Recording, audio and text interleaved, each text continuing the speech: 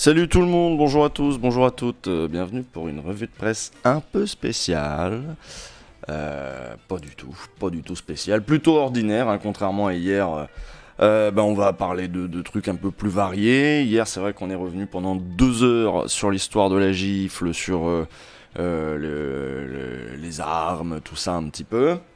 Et une demi-heure sur Mélenchon, vous avez raté la hype, hein, pendant que fallait être là hier, voilà. Ou alors vous pouvez sub pour avoir les replays, sinon vous pouvez attendre une semaine pour le replay sur YouTube.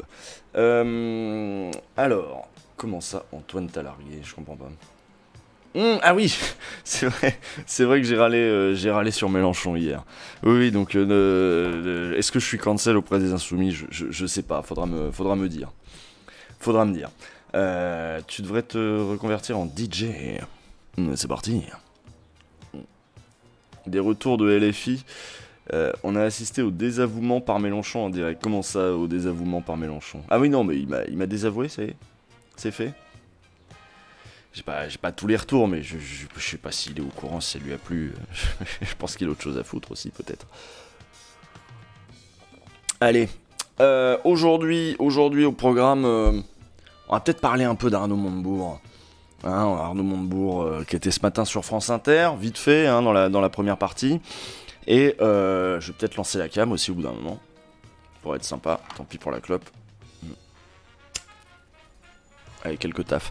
Ah, j'ai quand même un peu comme projet là de me mettre à m'arrêter de fumer quand même. Ça pourrait être sympa. Le truc vapoteuse là. Sinon hier j'ai vu un copain. J'ai vu un copain. Attendez, pourquoi j'allais où avec ça? J'allais où avec ça? Si, oui, non, si, parce qu'il me parlait de politique, pour arrêter de fumer, de machin, tout ça, parce que bon, bref, mais on verra ça plus tard. Ah si, bah si, je sais pourquoi, parce que c'est lui qui m'a dit, il est médecin, et alors déjà, il m'a dit que oui, en effet, ça va mieux, il a fait sa première journée sans cas Covid hier, donc voilà, il en a chié pendant 1 an et demi,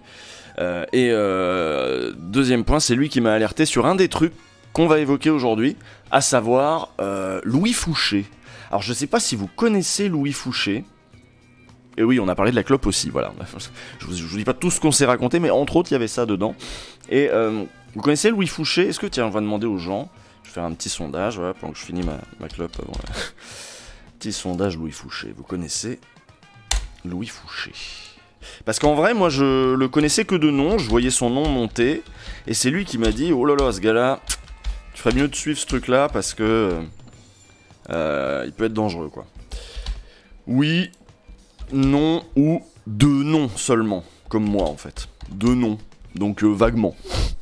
Voilà, vous avez 1 minute pour me dire si vous connaissez Louis Fouché. En attendant, je vais regarder qui a sub. Et je vais reverser les gens. Je vais aussi mettre la cam, quand même, parce que ça va bien. Pouf. Voilà, alors, remercier les gens, ça se passe là. Ici, voilà, hop, on remonte un peu. Il y a 4 minutes, donc non, on remonte plus. Il y a 7 minutes. Il y a 10 minutes, et voilà, c'est bon. Alors, merci à White38920 qui est venu lui il y a 39 minutes, donc lui c'était peut-être juste pour avoir le replay d'hier. Merci Gaslo94, merci Tagve Opatro. TQV au patro. Ah ouais, genre, ouais. Merci Soviétique 1917 qui dit merci Jules d'être présent et de m'avoir fait découvrir Gundam. Merci Afroc68. Merci Shindamon. Merci Arkar. Merci Biertaz qui me dit vive la gauche usuliste et médiapartiste. Merci General Strike. Merci Losange Gros Chiffre encore qui a offert un abonnement à Pierrot, mon gosse, mon frangin, mon poteau. Merci Bakwa Macno qui dit bonjour les gauches. Merci Conatus Mac H qui dit pouet tagada pouet pouet. Très bien, c'est engagé aujourd'hui.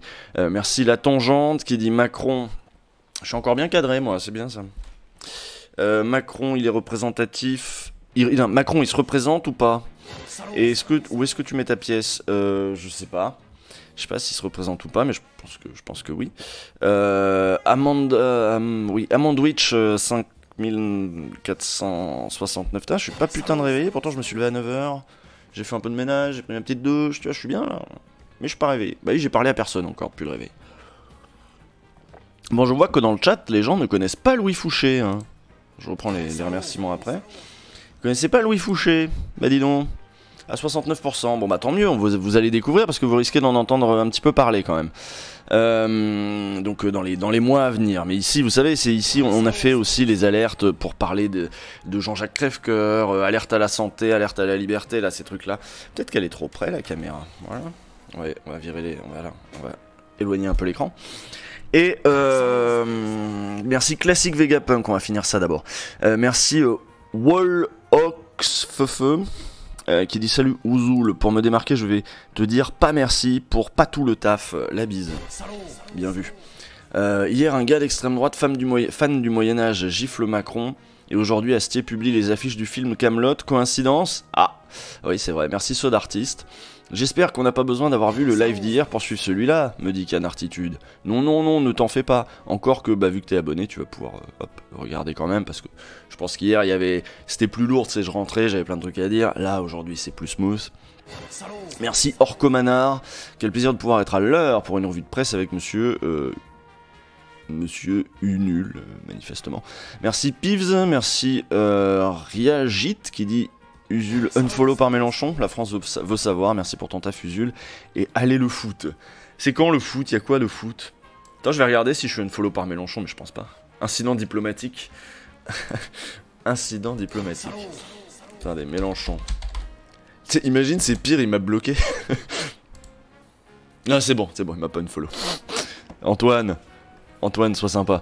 Merci Lexasline qui dit mettons des claques au faf. Putain, 1 an, me dit Donpaer, merci Donpaer. 7 mois chez l'influenceur de gauche, le temps passe, merci pour le taf, merci Same974. Merci Usul pour le raid d'hier, c'était cool. Question indiscrète, des potes croix-roussiens ont vu des tags Usul caca en haut de leur colline. Une attaque de l'extrême droite? Oui, j'ai vu des tags chelous aussi, genre Usul égale viande. Je pense que ça, c'est plutôt extrême gauche, ça. Merci Jananot, merci Badabloom, merci Bogos44 qui dit coucou la gauche. Merci Zef Aran qui dit salut Usul, salut tout le monde, merci pour votre engagement et tenons bon, rendez-vous samedi, ça, tout ça. Coucou la gauche, j'ai prévu mon vendredi soir, 7-8 potes, des bières et du pastis devant le débat Hamon, Obono, Rousseau, Faucillon pour une télé 22 pouces. C'est bien ça, oubliez pas le pastis dans des verres à vin, c'est important, Fédération Élise. Merci Darkwinter38. Eh, je t'arrête tout de suite. La classe, c'est être chic dans sa manière de s'habiller. Rien de tel que d'aller chez Azedine, Alaya, ou même de s'acheter des soupules chez Yoji Yamamoto. Bisous à l'homme le plus classe du monde. Bon courage pour l'arrêt de la clope, me dit Debout dans la France anarchiste. Debout la France anarchiste. Merci Pierre Cassetta qui dit la bonne journée les amis. Macbalou, Drog Jane, merci à toi aussi pour le cœur. En l'occurrence, c'est un petit cœur. Merci Clarity the One. Calistina. Ça fait un bail que je suis passé en live, mais bonjour et merci pour ton travail. Mais de rien, c'est mon boulot. Merci Etrea qui dit tellement triste d'avoir raté le live d'hier. J'avais tellement de trucs à dire sur la phrase de Méluche. En tout cas, keep up the good work, ça donne de la force. Merci Usul d'usuliser nos midis, me dit Miri Lyon. Miri Lyon, oui c'est ça. Merci Jacques Minol qui me dit merci pour cette ténacité précise du sens de la gauche. Je le dis maintenant, tu as sauvé mes confinements. Oh bah mais merci. Merci Salomon2257. Merci Numaterman, toujours un plaisir de te soutenir. Ces moments sur Twitch font toujours du bien. Et merci Jérémy Perrin qui a offert des abonnements à des gens. Merci Jérémy. Merci Svana. Les temps sont durs mais on doit garder la tête hors de l'eau, absolument. Garder la tête froide, contrairement à Arnaud Montebourg, mais on va y venir. Merci DJ Malky. Merci Ovat. Merci Petit Cheminot qui dit Ataways Flash demain Usul. Ataways Flash. Ah oui c'est encore un truc de Gundam. Merci Désol35. Demain, ça veut dire ça sort demain au cinéma? Non, bah non, c'est pas possible, on est vendredi demain. Merci Désol35 qui dit bonne journée à toi, ça devrait aller. Merci Arnaud Divk. Merci Elifik. Merci Light Dair qui dit wep. Merci Usul, dédicace à Estefania, me dit Zozo Peto 13. Dédicace à Estefania, c'est Skyrock, là, c'est la Skyroulette. Merci Marcusio qui dit salut Usul. Bonjour, me dit T3H. Merci Tichinol qui dit merci pour le taf. Lady Cassidy qui s'est réabonné, t'es bientôt 1 an d'abonnement. Bon courage pour l'arrêt de la clope, camarade, putain, ça va être chaud. Ça va être chaud, on va essayer de faire ça à plusieurs pour que ce soit plus facile. Merci Padraeg1 qui me dit bonjour, hâte de voir le débat que tu as organisé. Il n'y a plus de soundbox, non ça me casse les couilles. Puis en plus tu vois déjà tous les trucs c'est vite ringard, hein. Genre Bigard c'est déjà, ça y est c'est ringard. Merci Tibald1212, anniversaire d'abonnement le premier, ça fait tellement de te voir. Ça fait tellement de te revoir sur Twitch après un temps très court échange sur les bancs de la fac. Un temps très court échange sur les bancs de la fac.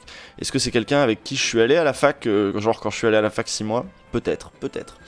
Merci au Samis. Voilà, et puis c'est tout. Et puis c'est déjà pas mal. Voilà. Alors oui, il y a l'article de lundi matin, c'est vrai, lundi AM, sur Louis Fouché. Putain, il fait peur l'article. Hein. J'ouvre le truc, attendez, j'ouvre le truc et je tombe sur ça, quoi. Bon, ça fait peur, hein. Louis Fouché, gourou d'une pépinière d'extrême droite, nous dit Réinfo... Enfin, non, nous dit pas Réinfo Covid, nous dit lundi matin, avec son site Réinfo Covid, hein, un autre monde et les influenceurs anti-masques et anti-vax, enquête. Donc il y a une enquête en effet sur lundi matin, moi j'avais mis de côté... Je sais pas si c'est complémentaire, mais je crois que c'est un peu complémentaire. Donc l'article est en libre accès, hein, lundi matin c'est en libre accès, moi je vais vous lire l'article qui n'est pas en libre accès du Monde. Le Monde... Voilà, les paradoxes de Louis Fouché, le docteur anti-vax, et je vais même aller plus loin, enfin si vous choisissez ça, et je vais même aller plus loin, puisque j'ai proposé, alors je sais pas si encore c'est possible, mais je vous l'avais déjà dit, hein, là j'ai proposé formellement à William Oduro, qui a écrit cet article-là, et qui suit les anti-masques, les conspis, les machins, depuis les QAnon et tout, il suit ça depuis quand même pas mal de mois, et je pense qu'il a pas mal à dire, je pense que c'est un des gens qui connaît le mieux cette sphère-là maintenant, chez les journalistes, et qui les suivent sérieusement, et qui les traitent sérieusement. Merci Tortue Génial pour ton Prime. Et voilà, donc bon, on va pas lire, hein, c'est logique que je vous lise l'article payant et que je vous laisse regarder de vous-même si vous voulez suivre le truc.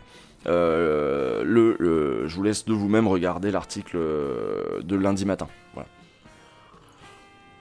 On ne devait pas parler de l'affaire Pécresse, oui, ah oui, on va faire ça tout de suite d'ailleurs, tiens.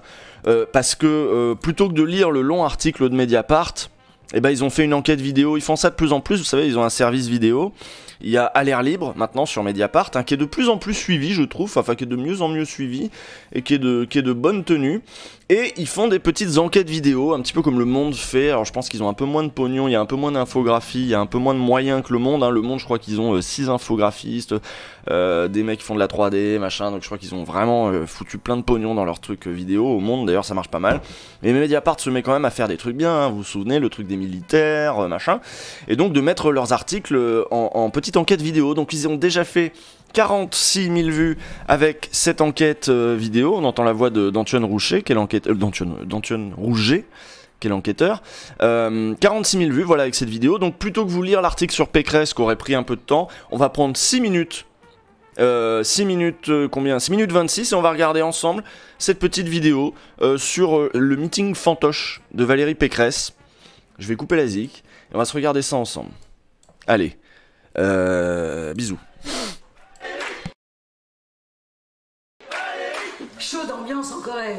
En ce 31 août 2019, Valérie Pécresse fait sa rentrée politique.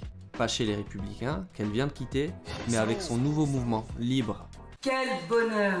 Quel bonheur de nous retrouver ici, 2 fois plus nombreux que l'année dernière, venus de toute la France, de métropole comme d'outre-mer. Il fallait que la photo soit belle, et le storytelling millimétré. Valérie Pécresse en rassembleuse du peuple de droite. On est de plus en plus nombreux. Donc là, vous êtes 1500.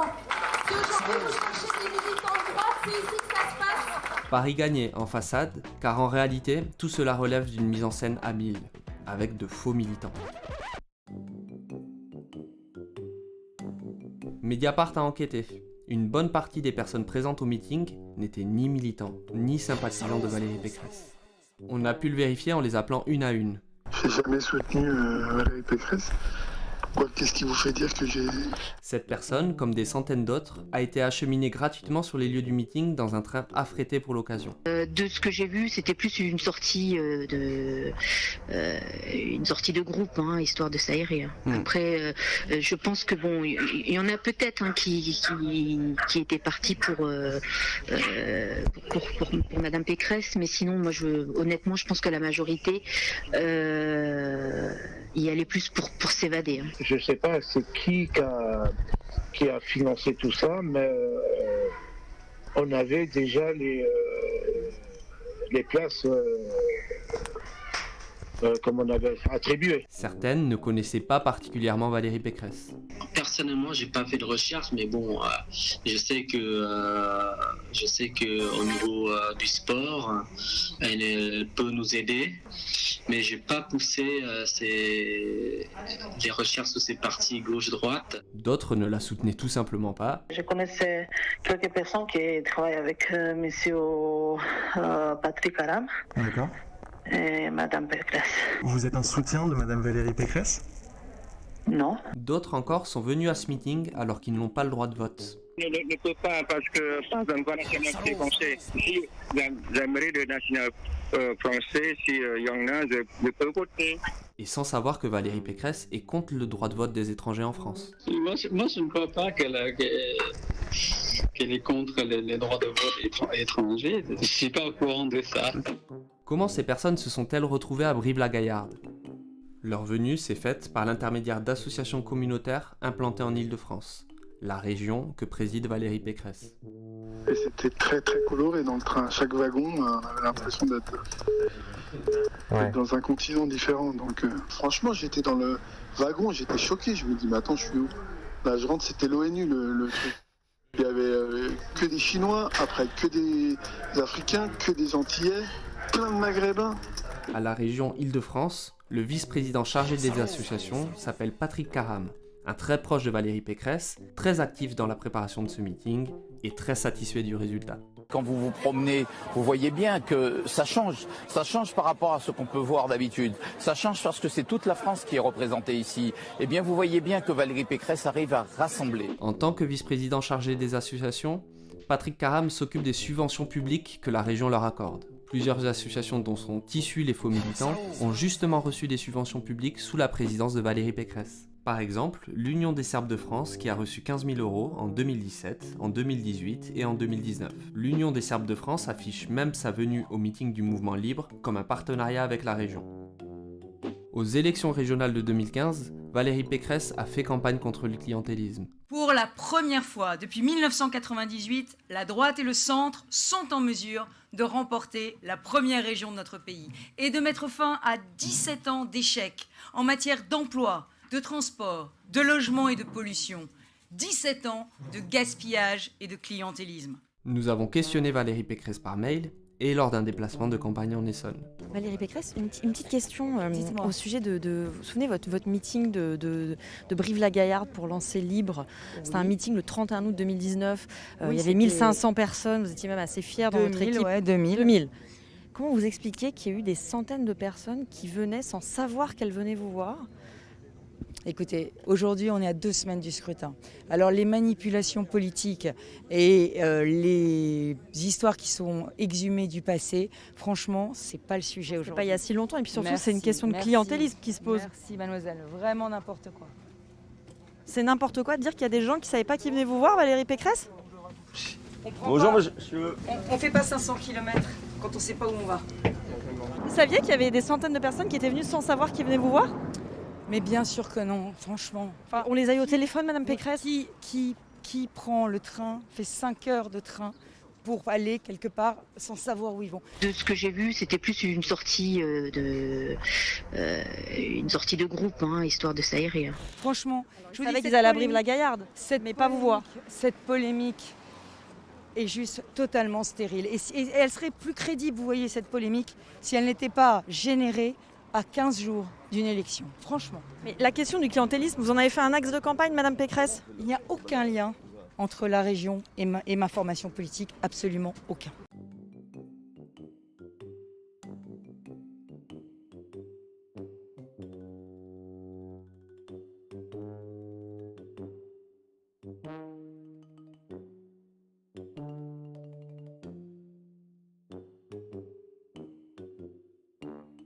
Vraiment n'importe quoi.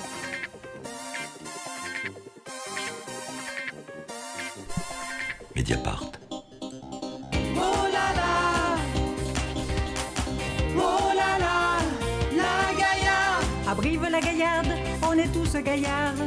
On chante ses étendards autour des boulevards. C'est notre brassard où rayonne le phare. Toi et moi jusque tard, on est des fêtards. Oh là là là, Brive-la-Gaillarde. Oh là là, la Gaillarde, à faire tourner les foulards et jouer les fanfares. On attend de panache à se friser la moustache. Si belle sous les flashs, si douce que tu saches. Bien te gaillardiser, chanter et danser. Bref. Bon, ça c'est pour dédicace à ceux qui suivent la matinale de Host. Je crois qu'il en a fait une de ses chansons récurrentes, hein. Oh là là, Brive-la-Gaillarde, voilà. Bon, alors je sais pas pourquoi. Enfin bref, ce qui est intéressant, c'était que à la matinale de France Inter, il y avait dans le 7-9, il me semble, il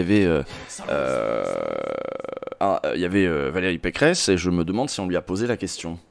Il me semble pas que Léa Salamé lui ait posé la question sur le meeting de Brive-la-Gaillarde. Et on est bon, bah voilà, on est comme d'habitude. Il y a Mediapart et puis il y a des rédactions qui ne reprennent pas le travail fait par Mediapart en général. Hein. On me confirme que non dans le chat. Hein. Quoi ? Hein ? Non ? La question n'a pas été posée, c'est ça. Jules a une barbe solide. Qu'est-ce que vous avez avec ma barbe ? Bref. C'est magique tout ça. Hein. Qu'est-ce qu'on disait ? Par contre, ce matin, dans la matinale de France Inter... Attends, je vais remercier les gens aussi, parce que j'ai oublié parce qu'on s'est lancé dans le truc Pécresse. Vous avez vu, c'est fou. Hein. C'est ça qu'on appelle le clientélisme. Hein. C'est tu viens à mon meeting, et puis tu auras des subventions. Voilà, il y a des assos qui avaient rien, et puis derrière, elles se retrouvent avec une subvention de 15 000 €. Elles sont gentiment venues dans un train spécialement affrété, gratuitement, gare d'Austerlitz, enfin gare de je sais plus où d'ailleurs. Donc voilà, merci à Marquis Sadik qui dit merci pour tout. Le Papy Fou Furieux, merci à toi aussi. Quel bonheur de se retrouver 2 fois nombreux qu'il y a 10 mois, me dit Marcel Foucault. The Mouille 21, merci à toi aussi. 2 fois nombreux, c'est 2 fois plus nombreux, j'espère. Merci Dead Wolf. Merci d'avoir gauchisé mes camarades de fac, ça a rendu la licence plus supportable, me dit Cyré Mestir. Merci Medimus qui dit tous dans la rue le 12, remettons les idées et les discours d'extrême droite à leur place au sous-sol. Nombreux, salut les gauchistes, soyons nombreux le 12 juin dans la rue, me dit aussi The Xoam. Merci Stompultek, merci Jules pour tout le taf que tu amasses, ça fait du bien d'entendre développer des idées de gauche sur ce long format en plus des OLG. Big up à toi et Mémé. Respect pour ta prise de position hier sur Mélenchon malgré les possibles conséquences, en tout cas continuons de défendre le programme, me dit Animachine.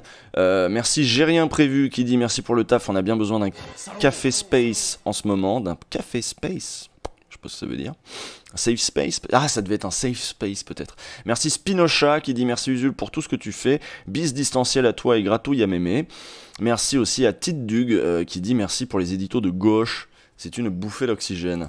Voilà. Et du coup, je voulais revenir sur le plan merveilleux d'Arnaud Montebourg qu'il nous a exposé ce matin pour refonder la gauche. Vous allez me dire ce que vous en pensez. Je sais pas si vous avez vu. Écoutez. Sinon, si vous voulez me soutenir sur Amazon, Mister Idjoff, tu peux t'abonner à Mediapart. Voilà. Aujourd'hui, je ne suis pas candidat parce que je ne suis pas candidat à la multiplication des candidatures. Donc voilà, après ça tourne en boucle. Vous voyez, donc lui, il veut nous faire un programme de gauche économiquement, mais super sécuritaire, tu vois. Donc, je sais pas ce que vous en pensez. Je sais pas si ça vous botte. Parce que moi, je préférais qu'on fasse l'inverse. Alors que c'est vrai qu'économiquement, tu fais des sondages d'opinion, tu vois qu'on a chauffé les Français à blanc depuis des années et des années, en leur parlant d'islam tous les jours, etc., d'insécurité qui monte, machin. Bon, les gens ils y croient, hein, tout simplement parce que c'est matraqué à tout bout de champ, donc les gens ils y croient. Donc plutôt que d'avoir le courage de dire mais calmez-vous, et en plus c'est même inefficace, ce qu'on a essayé de faire hein, dans l'épisode sur les flics. Et en plus c'est même inefficace comme politique, c'est pas parce que tu tapes plus fort que les gens vont pas avoir envie de répondre, de rendre les coups, ou voilà, ou de se radicaliser je ne sais comment. C'est bon bah ça marche même pas si tu veux. C'est-à-dire je disais même pour un sentiment, pour que les policiers par exemple soient moins emmerdés, agressés, ou aient moins le sentiment d'être détestés, il serait peut-être pas mal au contraire de faire une réforme de la police et de leur demander à eux de se calmer. Bon bah lui il dit pas du tout ça, lui il dit tant pis, on continue, on fait full sécuritaire, et du coup à côté on fait des réformes de gauche, niveau économique. Mais alors, pas là-dessus. Mais le pire, c'est que la gauche a échoué à chaque fois qu'elle a essayé de faire ça. Que ce soit avec Chevènement, que ce soit avec Jospin, dans sa campagne, il avait essayé de faire ça. Tout simplement parce que c'est pas notre sujet, quoi.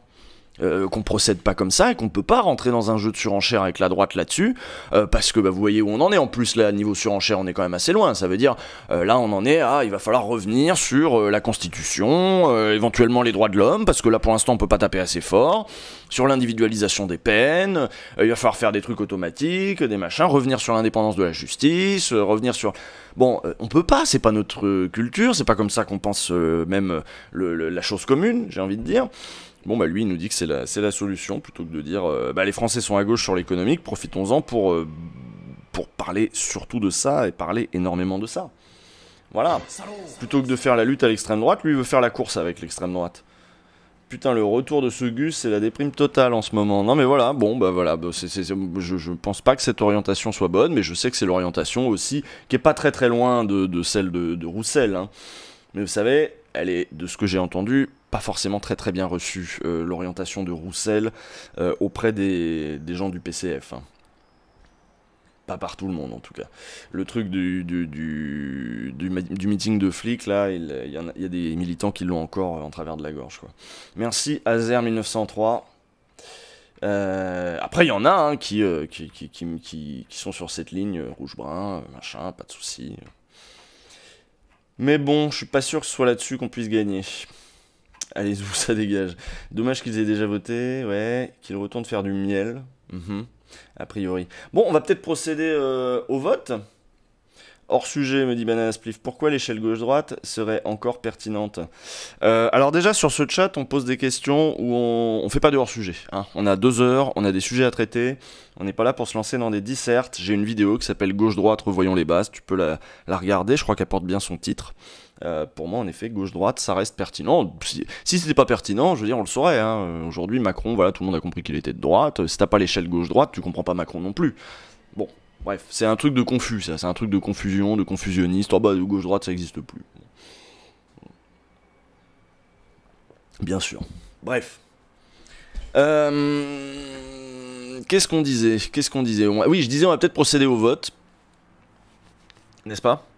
Alors, je vous ai trouvé aujourd'hui un sujet donc sur Parcoursup. Hein, ça y est, il y a eu cette montée. Il y a beaucoup de profs qui se sont exprimés sur les réseaux sociaux, sur Twitter en particulier, pour parler du désarroi des élèves face aux résultats de Parcoursup et même au processus hein, de présentation de candidature, de machin, de refus, des gens qui comprennent pas les résultats.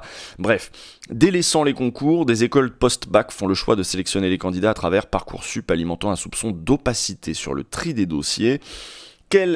Comment Parcoursup refaçonne la sélection à l'entrée des grandes écoles? Parce que là, bon, ils en font beaucoup hein, sur les grandes écoles qui veulent toujours, vous savez, comme Sciences Po, qui à un moment a fait un quota, a fait un programme spécial pour pouvoir accueillir les meilleurs élèves des lycées de banlieue parisienne, etc. Quel effet ça a, Parcoursup, sur la fabrication de nos élites et le tri de nos élites? Est-ce que c'est bien? Est-ce que ça ouvre davantage? Ou est-ce qu'on... parce que bon, les concours, ils nous disaient, les concours, c'est bien parce que c'est bien pour tout le monde, parce que c'est objectif, les concours. Voilà, t'as des résultats. Bon, bah, les sociologues disent tous, oui, enfin, ça dépend ce que mesurent les concours. Les concours mesurent aussi une certaine aisance, qui est très sociale. En fait, les concours font un tri social. Voilà. Et y en a qui peuvent dire, écoutez, Parcoursup, ça va être formidable parce que du coup, c'est autre chose. Ça va fonctionner autrement, on va regarder les dossiers différemment, avec des algorithmes bien ficelés. Quel effet ça a eu? Voilà, je vous propose de découvrir ça dans cet article de Swazig Lenevé pour Le Monde. Les paradoxes de Louis Fouché, voilà, le docteur anti-vax, révélation de la crise du Covid-19 sur les réseaux sociaux. Cet anesthésiste réanimateur érudit convainc les foules et inquiète les spécialistes des dérives sectaires. Donc ça, c'est un gros article, mais vous saurez tout sur Louis Fouché. De la même manière qu'un petit peu la dernière fois, on avait... Bon, on va pas en lire plusieurs, contrairement à la dernière fois, on avait lu le portrait en 3 parties de Jean Covici sur Reporter. Là, on va juste lire cet article-là, ce sera moins long, mais c'est quand même un article un petit peu plus long que d'habitude. Vous voyez, temps de lecture 13 minutes, alors que sur le truc, voilà, là c'est 5 minutes sur Parcoursup, donc vous voyez, soyez prévenus, c'est un article un peu plus complet de William Oduro, petite enquête sur la nouvelle star des réseaux conspi, et c'est bien de les avoir à l'œil et de savoir ce qu'ils racontent. Assurance chômage, l'itinéraire chaotique de la réforme, par Céline Hautefeuille pour Mediapart. Le Conseil d'État juge ce jeudi 10 juin les recours suspensifs déposés par les syndicats contre la réforme de l'assurance chômage, une nouvelle étape pour un texte que le gouvernement n'a cessé de remanier. On en est où là? là? On en est où? Ça devrait rentrer en application, je crois, dans 3 semaines ou je ne sais plus. Bref, on en est où de l'assurance chômage? Quel effet ça va avoir et quel a été l'itinéraire de cette réforme qu'il fallait à tout prix passer pour dire qu'on avait fait quelque chose et pour remettre les Français au travail? Parce que vous savez, le secteur de l'hôtellerie-restauration galère à trouver des employés qui acceptent d'être mal payés avec des horaires difficiles. Donc du coup il faut les refoutre au boulot les gens, pourquoi pas en leur coupant les allocations chômage, hein, ça peut être une bonne solution parce que vous savez avant la réforme ils nous disaient le chômage va mieux, il y en a moins, donc du coup il y a moins besoin d'assurance chômage donc on va la baisser. Là le chômage est remonté mais du coup pour remettre les gens au travail il faut la baisser, donc quoi qu'il se passe de toute façon il faut réformer l'assurance chômage et toujours dans le sens de moins de prestations. On en est où? Voilà, on en est où? L'injustifiable réforme, hein, s'appelle le dossier de Mediapart sur l'assurance chômage. Il y a plusieurs articles évidemment, mais là on lit le dernier qui est paru aujourd'hui même pour savoir où on en est dans cette réforme. Un rapport a été rendu sur le féminicide de Chahine, les conclusions de la mission d'inspection sur le meurtre de Chahine, alors je sais pas comment on dit, Chahine, le 4 mai à Mérignac, ont été remises au gouvernement ce mercredi assorties d'une série de préconisations pour améliorer la prise en charge des victimes et l'évaluation de la dangerosité des auteurs. Beaucoup des derniers féminicides récents ont montré que y avait eu une plainte de déposée, une première, peut-être éventuellement une deuxième, qui avait été ou n'avait pas été transmise à la justice, etc. Beaucoup de dysfonctionnements dans le traitement de ces cas-là, que ce soit au niveau de la police ou parfois au niveau de la justice, mais il me semble que c'est pas mal au niveau de la police. Donc on prononce le Z, un Chahinez. Bref, il y a un rapport qui a été rendu sur un féminicide en particulier pour voir là où ça avait merdé. Hommage à Chahinez. Jean-François Copé, un martyr du système, parce que je pense qu'on ne plaint pas assez les gens de droite sur ce stream. On est dans l'affaire Big Malion en ce moment beaucoup. Alors, c'est éclipsé par tout un tas d'autres choses. 1 an déjà, force à toi Usul, merci pour tout ton taf, me dit Petit Juju. C'est éclipsé par beaucoup de choses qui vont évidemment faire en sorte que on en parle le moins possible dans les médias. Copé était entendu comme témoin, l'ex-secrétaire général de l'UMP ne savait rien en 2012. Il a beaucoup souffert ensuite et se demande désormais à qui a profité le délit. C'est un texte d'Aurore Gorius pour les jours qui suivent évidemment l'affaire Big Malion et son procès. Je crois qu'on attend les audiences de Nicolas Sarkozy pour la semaine prochaine, hein, il me semble. Parce que je vous l'ai dit ici, hein, Nicolas Sarkozy a déjà été mis en cause. Donc la première affaire qui avait été jugée, je crois que c'était celle Bismuth, hein, celle où il avait fait pression sur un juge en lui promettant un poste via son avocat, Thierry Herzog. Il a été, je crois, reconnu coupable, et je crois qu'il a pris 1 an avec sursis, je ne sais plus, mais je crois qu'il a été reconnu coupable. Alors, évidemment, il a fait appel, évidemment, je crois même que ça va aller aux assises, qu'il a fait en cour de cassation, je ne sais plus quoi, enfin je ne sais plus où ça en est, mais pour l'instant, c'est pas définitif, vu qu'il y a toujours des recours pour Sarkozy, sauf que d'autres affaires sont en cours, l'affaire des financements libyens et l'affaire Big Malion.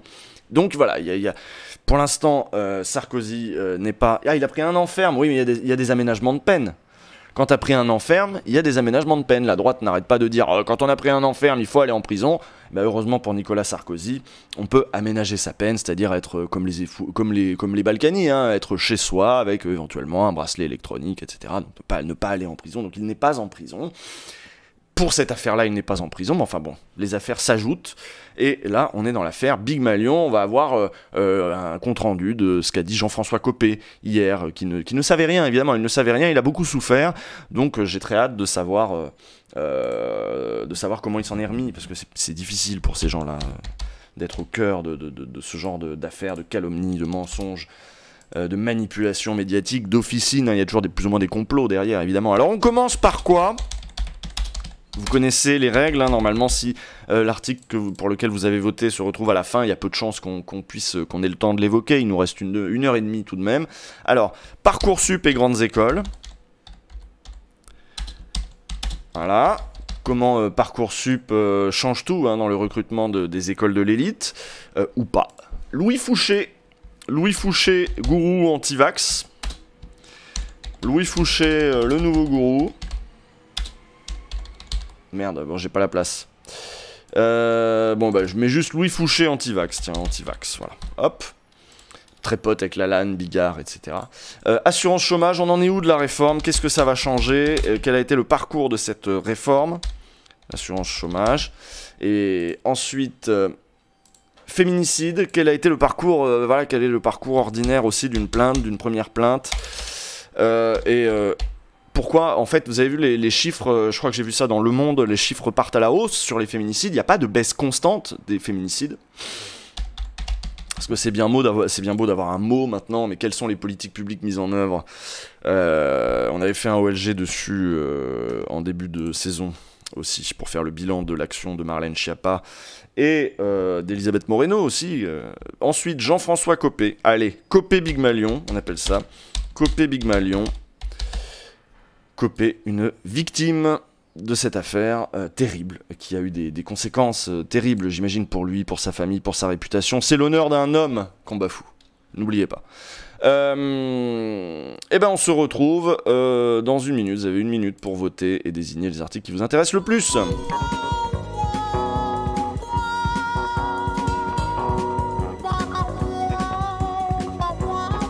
Et il n'accepte pas mon sondage. Alors qu'est-ce que j'ai mis? J'ai mis féminicide peut-être.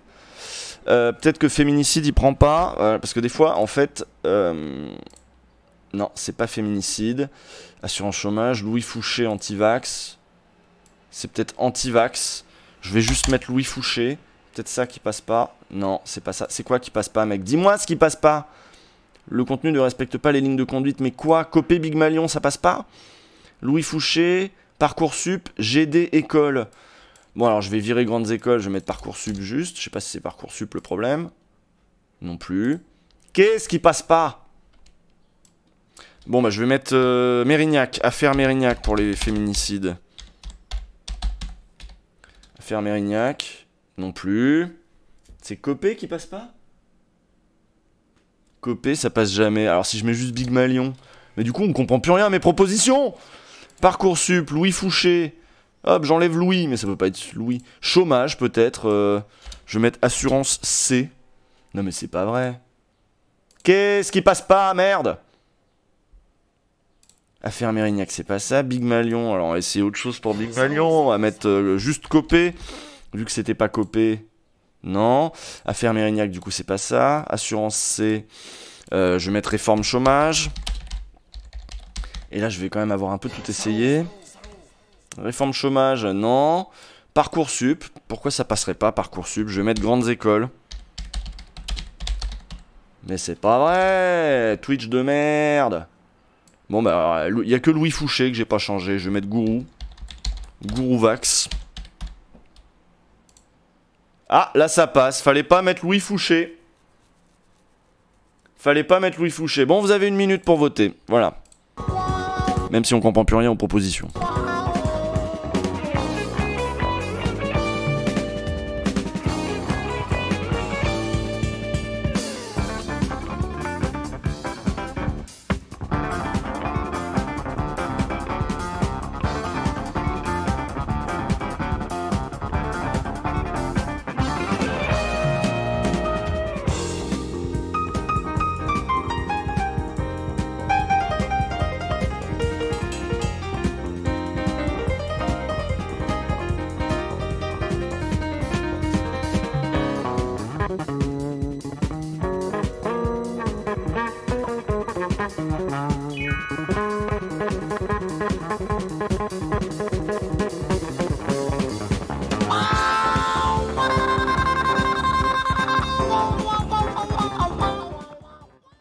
Putain, ça groove ici, hein. Donc je vais les mettre dans l'ordre. Vous avez voté en priorité pour Louis Fouché parce que j'ai considérablement influencé votre vote. En deuxième, l'assurance chômage.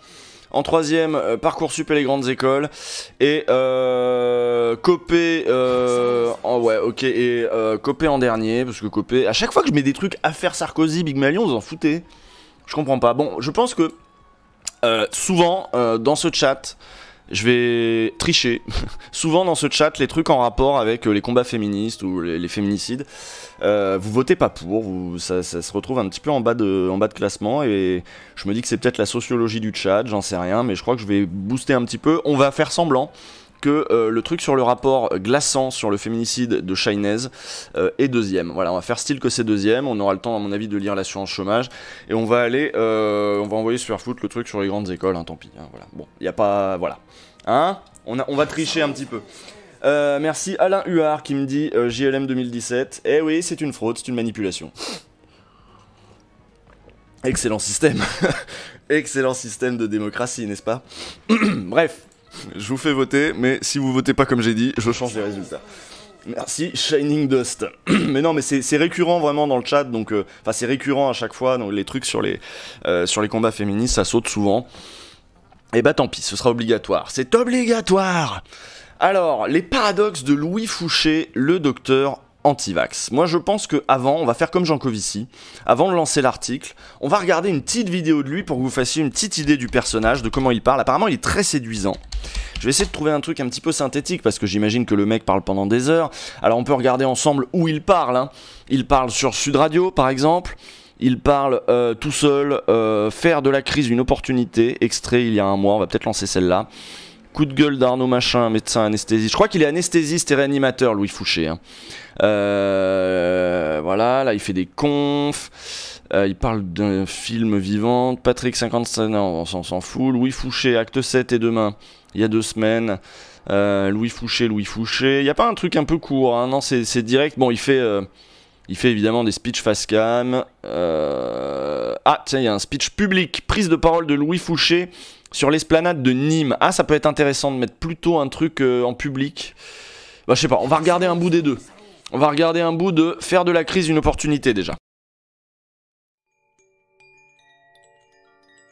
Déjà, gros moyen, gros moyen.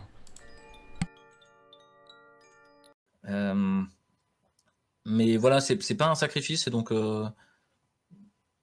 Vous voyez la chaîne, hein, je sais pas, il y a marqué énergie positive, machin. Donc vous voyez un petit peu déjà qu'on est dans des trucs un peu baba, cool, new age, tu vois. Et ça marche de ouf. Il y a toute une population, des gens de gauche comme des gens de droite, hein, qui se perdent dans ces trucs new age. Merci Scred04 pour ton prime. Merci Rilik aussi qui dit salut la gauche. Et merci JCUS qui dit haha ce générique Movie Maker. Bon, on se moque pas des skills en montage des gens. Voilà, ça va, c'est bien. En fait, c'est bien comme ça. Je me suis mis à disposition. Et en fait, c'est un des trucs de cette crise aussi, c'est qu'il y a beaucoup de thérapie, beaucoup de méditation pleine conscience, beaucoup de yoga, beaucoup de façons de faire des instruments de musique ou la prière même pour certains. C'est l'idée de revenir à ici et maintenant. Hic et nunc en latin. Ça fait plus savant, hic et nunc. Là, j'étais avec toi et puis avec ceux qui nous écoutent. Et puis j'étais avec toi et ceux qui nous écoutent en fait. J'étais pas dans mes pensées, j'étais pas ailleurs, j'étais pas en train de regarder un autre sur un téléphone portable ni rien. Et en fait, pour moi, ces moments-là, ils sont d'habiter le présent de manière la plus entière possible. Et... C'est beau, c'est beau. Bon, vous voyez là déjà un petit peu. Vous allez faire le lien. Qu'est-ce que tu dis? Dieudo, Casasnovas, Crève-Cœur, Papa Citruc, toute cette mouvance dans OLG. Non, dans OLG, on va pas parler de Louis Fouché. On a un angle. On va partir de la baffe pour parler, pour essayer de développer un truc. Donc je peux pas spoiler, mais on va continuer à écouter ce charabia New Age. Et complètement, de me mettre à disposition en fait de l'instant présent. Et je crois que c'est une des clés du bonheur en fait. Donc si tu me demandes aujourd'hui si je suis heureux. En fait, je pense que je suis très heureux, quoi. Je suis à ma place, en fait. Et je crois que c'est une des choses qui peut peut-être aider les gens à passer à l'action ou à trouver ce qu'ils peuvent faire dans cette histoire. C'est qu'en fait, ça remplit de bonheur, quoi. Bon, il faut être heureux, il faut prier, il faut faire de la méditation pour être heureux, mais passer à l'action, c'est intéressant. Passer comment à l'action? Pour le savoir, on va regarder quand même cette deuxième vidéo, parce que là, il est cool, il est calme. Je voudrais qu'on regarde ce qu'il fait quand il a une foule devant lui, une foule qui a envie de passer à l'action. Et vous savez bien qu'on parle pas pareil devant des gens que à la cool chez soi. Alors, qu'est-ce qu'il raconte? Ils font des trucs comme ça pour essayer de revenir dans ici et maintenant, dans le présent. Ça y est. Machin et nunc. Le Covid vous a permis ça. Vous êtes ici et maintenant. Vous pouvez plus. Refais-le en latin, ça avait de la gueule. Merci, Rohani Soubois. Des bisous de droite depuis Roland Garros. Ouf, c'est tellement de droite. Plus prévoir ce que vous allez faire dans 2 semaines, dans 3 mois. Vous savez pas si vous aurez des vacances. Vous savez même pas si vous pouvez rêver un quelconque projet. Vous savez même pas si vous allez réouvrir votre resto. Vous savez même pas si vous allez enlever vos enfants de l'école. Vous naviguez dans l'incertitude. Et en fait, l'incertitude, c'est le prix à payer de la liberté. Donc, ça y est, on est libre. Réfléchissez à tout ce qui vous retient, à tout ce qui vous amarre. Moi, c'est un crédit au cul pour 30 ans, pour la baraque. Ça veut dire que toute mon existence, pour les 30 ans à venir, est possédée par une banque. J'y songe depuis quelque temps. Il me faudrait peut-être rembourser ce prêt de manière définitive et clore le contrat. Je crois qu'il est temps de clore le contrat avec tous ceux qui nous tiennent, avec tous ceux qui nous empêchent de rêver un autre futur, un autre monde. Ils sont nombreux à essayer de nous asservir, tous les contrats qu'on a. Et là, c'est le printemps. C'est le moment du grand ménage de printemps. On va rentrer dans nos maisons et on va sélectionner ce qu'on doit garder et ce qu'on doit jeter. Parfois, c'est dur. Il y a des vieux souvenirs qu'on ne veut pas lâcher. Vous ne voudrez pas jeter cette photo-là ou cet objet-là. Puis l'année d'après, il est encore là, toujours aussi inutile. On le garde quand même. Et on accumule, on accumule. On accumule tellement qu'on a une crise d'asthme. On n'arrive même plus à respirer. Alors respirez un grand coup et jetez tout ce que vous devez jeter. C'est ce moment-là qui nous arrive, c'est que cette crise, elle est là pour nous poncer jusqu'à l'os. Elle est là pour... C'est vrai qu'il y a un gros, il y a un gros move, un gros feeling d'Ava, un gros feeling d'Ava, je trouve. Gratter toutes les choses inutiles, enlever toutes les scories. Et les gens qui se sont réveillés en premier, c'est peut-être... Pourquoi il n'y a plus de son? Mais c'est lui, c'est son micro? Vous voudrez pas jeter Ah non, c'est moi. Non, c'est bon. Puis l'année d'après, il est encore là, toujours aussi inutile. On le garde quand même. Et on accumule, on accumule. On accumule tellement qu'on a une crise d'asthme. On arrive. J'ai écrit une chanson. Je te la fais écouter. Et on s'est serré dans les bras l'un de l'autre en fait. Que juste ce moment-là, de pouvoir retrouver de la créativité, de pouvoir rêver à nouveau, en fait, c'était une libération énorme. Et donc aujourd'hui... Ça fait vraiment gourou, hein. Ça fait vraiment gourou, parce que le truc très calme, de voilà, vous allez changer de vie, vous allez reprendre votre vie, machin. Et je pensais qu'il parlait de médecine, moi, à la base. Il me semblait qu'il était médecin. Il y a plein de gens qui viennent me voir avec tout ce qui frotte, tout ce qui les retient, tout ce qui les amarre, toutes leurs difficultés à lutter contre. Et je sais pas quoi leur dire. La seule chose que je peux leur dire, ça me rappelle Spinoza. Spinoza, c'est quelqu'un qui a écrit l'éthique. Oh non, fou la... Des émotions positives et négatives. Fou la paix à Spinoza, par contre. Des émotions tristes et des émotions joyeuses. Et qu'il y a des choix dans la vie, des moments où il faut suivre certains chemins et en abandonner d'autres. Et qu'en fait, on a une boussole intérieure. Cette boussole intérieure qui nous dit par où il faut aller, c'est la joie. Donc c'est facile. Ah oui, Spinoza, il le mobilise pour la joie, d'accord. Oui, il est pas médecin, il est infirmier, donc il est réanimateur, oui, donc c'est anesthésiste réanimateur, c'est pas médecin ça. Pardon, mais c'est bon, c'est le personnel médical un petit peu. Attendez, on va continuer, parce que on va avancer même franchement, parce que là, il m'emmerde un peu, moi je le trouve un peu chiant, mais il y a moi j'étais à l'église, hein, beaucoup, quand j'étais petit, il y a vraiment un feeling... Il y a vraiment un feeling religieux ouais, dans ce qu'il dit, le ton, le côté calme, le côté hypnotique. Il y en a plein là, hein, en fait, même parmi nous. Je l'ai déjà dit, hein, dans le collectif, il y a des généraux, des amiraux. Il y a des gens qui sont dans l'armée. Il y a des gens qui sont directeurs d'ARS.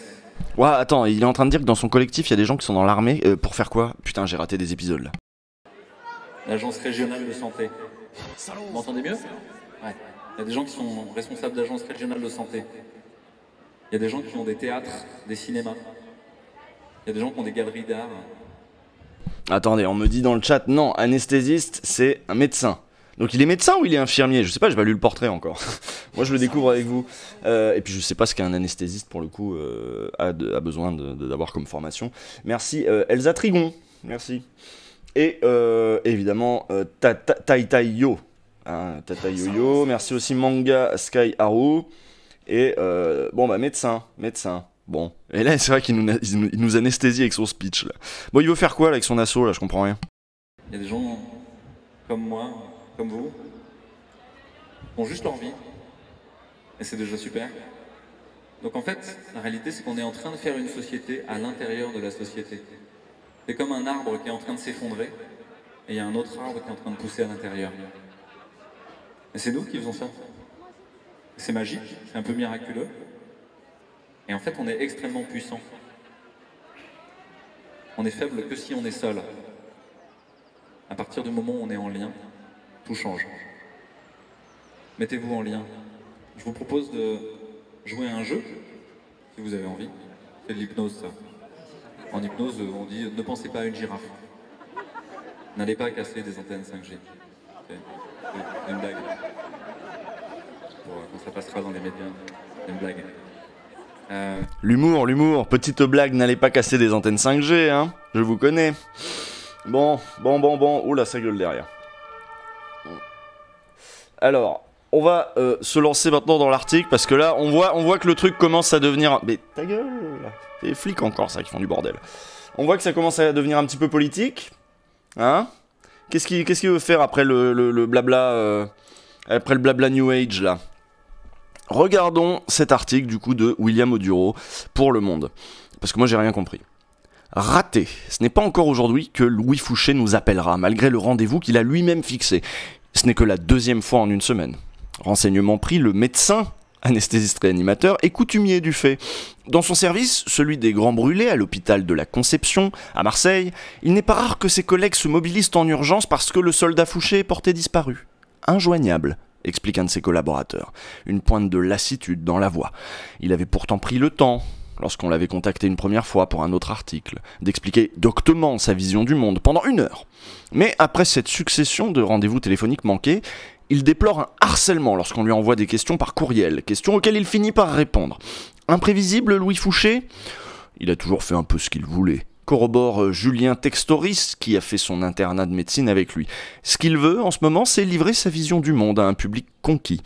Il s'y applique sur Facebook et YouTube, qui l'inonde de ses antiennes sur les vaccins, un viol. L'importance du retour au réel, ou encore sur le déferlement totalitaire qui va s'effondrer dans un éclat de rire. Ce grand contempteur des géants du numérique est le premier à user des réseaux sociaux pour coordonner les actions de Réinfo Covid, le collectif anti-restrictions sanitaires qu'il a fondé en 2020 et qui revendique selon lui plus de 4000 membres chez les soignants et les universitaires. C'était ça son truc où il y a des militaires, il y a des soignants, il y a un peu de tout.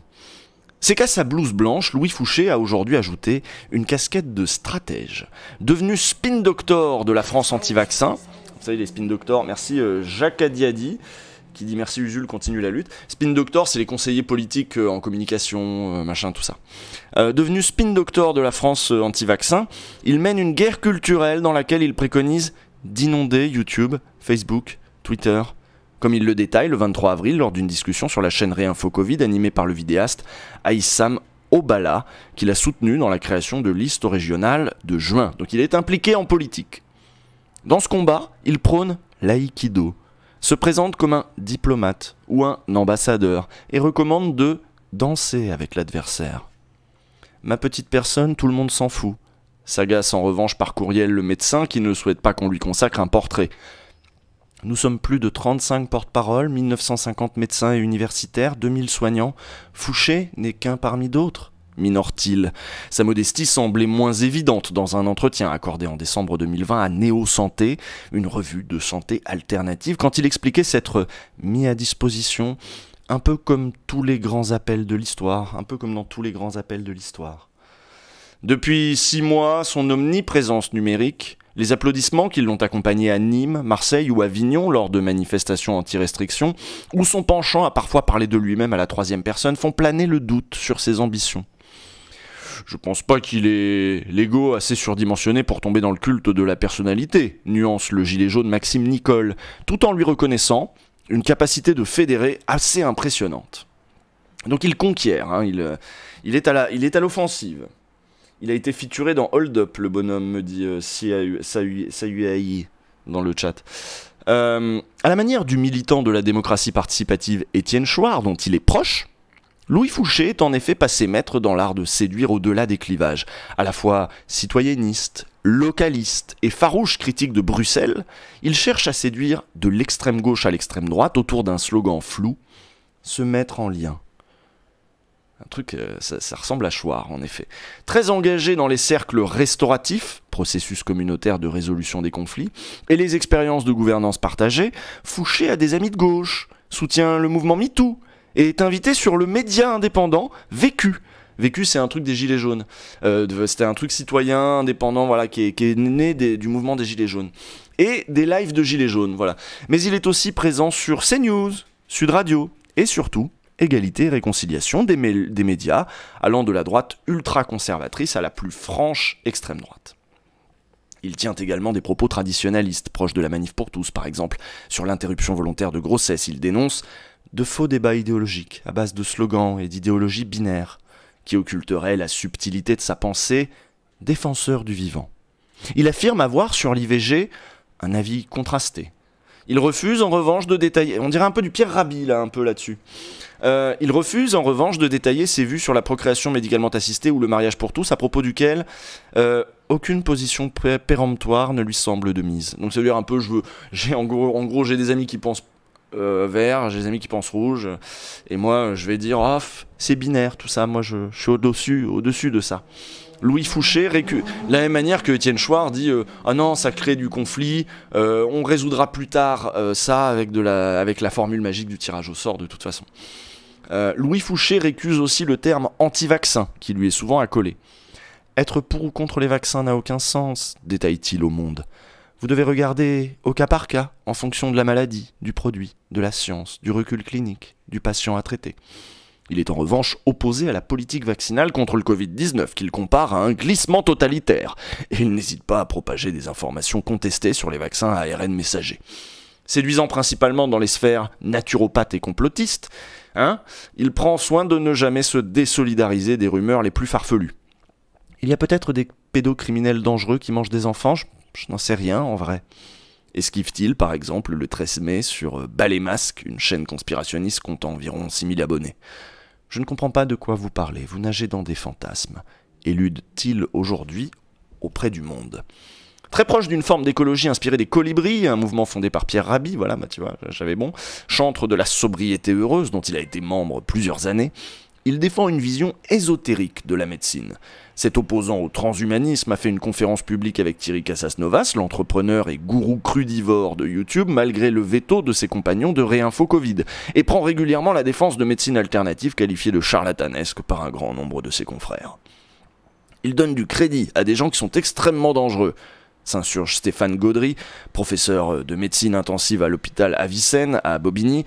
Ce que conseille Casasnovas est criminel. On a des patients qui arrivent en réa parce qu'ils ont arrêté l'insuline en étant diabétiques. Ces gens méritent d'être poursuivis. Les prises de position de Louis Fouché sont d'autant plus étonnantes qu'il travaille comme anesthésiste réanimateur. C'est un des spécialistes qui a émergé avec la science d'une haute technicité, avec une importante médicamentation. S'opposer à la science est difficilement entendable quand on est réanimateur, s'étrangle son confrère de la Timone à Marseille, Julien Carvelli. Jeune interne, déjà, Louis Fouché était atypique. Un de ses anciens chefs de service se souvient d'un garçon intelligent, intéressant à écouter, non conventionnel, porté par de valeurs très humanistes. Julien Textoris, qui l'a fréquenté lors de son internat, décrit un original dans le sens positif du terme, très intelligent, brillant, peut-être trop en avance sur son temps. Il avait un compost que quand je n'en avais encore jamais entendu parler. Très investi dans les réflexions éthiques, il séduit dans les congrès par ses discours iconoclastes, grâce à un côté écolo anti-industrie avec une certaine liberté de parole, se souvient un ancien chef de service. Mais ce jeune médecin théâtral et bouillonnant a aussi du mal à accepter les contraintes hiérarchiques tout en cherchant la reconnaissance de ses supérieurs.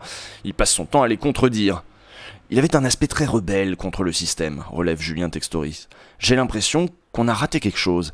Bien encadré, il aurait pu devenir un universitaire brillant. À la place, Louis Fouché se braque et s'enferme dans une vision de plus en plus personnelle et idéologique, à l'image de ses discours sur les vaccins à l'hôpital ou ses positions sur l'IVG, qui, pour lui, n'est pas morale. Et l'on conduit donc à refuser des consultations, rapporte un de ses collègues. Dès lors, malgré toutes ses études, Hippocane, médecine, master d'éthique... attendez, hop, il y a eu un refresh qui fait que j'ai perdu le truc. Voilà. Master d'éthique médicale, ses positions lui ferment des portes, notamment à la Timone. Donc ouais, il y a un mec qui aurait pu aller plus loin et qui s'est heurté un peu au système parce qu'il a voulu faire trop l'original, donc du coup maintenant il est devenu anti-système, quoi. Il a depuis atterri à l'hôpital de la Conception, où, en dépit de son prosélytisme et de ses disparitions, il est apprécié comme un collègue prévenant qui ne compte pas ses heures. C'est là, de la Conception, qu'il se fait connaître du grand public à la fin du printemps 2020. Commentant de son bureau la crise sanitaire sous la forme de pastilles rassurantes au ton moqueur, les vidéos péremptoires de ce blondinet à l'éternel sourire en coin percent sur Facebook. Son leitmotiv : arrêtez de paniquer avec le Covid-19. Ça va. Ses pairs hurlent. Il n'a jamais été en position de mesurer l'ampleur de l'épidémie, grince un confrère marseillais. Tandis que la Timone, en première ligne, écluse le gros des patients en réanimation, environ 200, il n'en aurait vu passer qu'une poignée, selon ses confrères. Lui conteste en janvier, dans un droit de réponse à Mars Actu, il en aurait vu bien plus de 25. Ah oui, donc d'accord, sur les 200. Qu'importe. Après avoir réuni autour de lui quelques confrères, il fonde durant l'été Réinfo Covid et rejoint la France rassuriste. Parmi les médecins comme Didier Raoult, Jean-François Toussaint ou Christian Perron, qui prônent des mesures assouplies, le docteur Fouché se démarque. Quand d'autres parlent de courbes épidémiques, lui place le débat au niveau du projet de société. Son ton dédramatisant et fédérateur fait mouche. Le médecin se distingue aussi dans un style très érudit.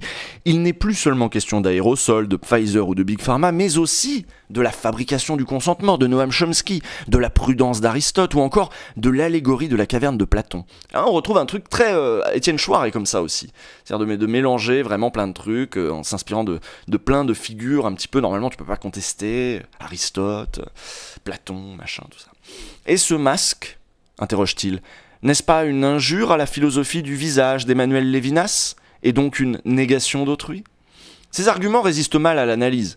N'importe quel étudiant en licence qui sortirait ce qu'il dit se ferait recaler à l'oral, s'étrangle Laurent Vassel, enseignant en philosophie, qui rappelle que le concept de visage chez Lévinas s'étend à tout le corps et exhorte à respecter la vie d'autrui, soit le contraire du non-respect des gestes barrières. C'est un très mauvais lecteur, mais un lecteur malin. Il manipule le texte en permanence. Est-il sincère ou cynique ? Je pense qu'il y a une part de sincérité chez lui, mais qu'il est prêt à tout pour atteindre son but, même mentir d'un point de vue scientifique, observe le gilet jaune et docteur en microbiologie Alexander Samuel, qui le combat publiquement.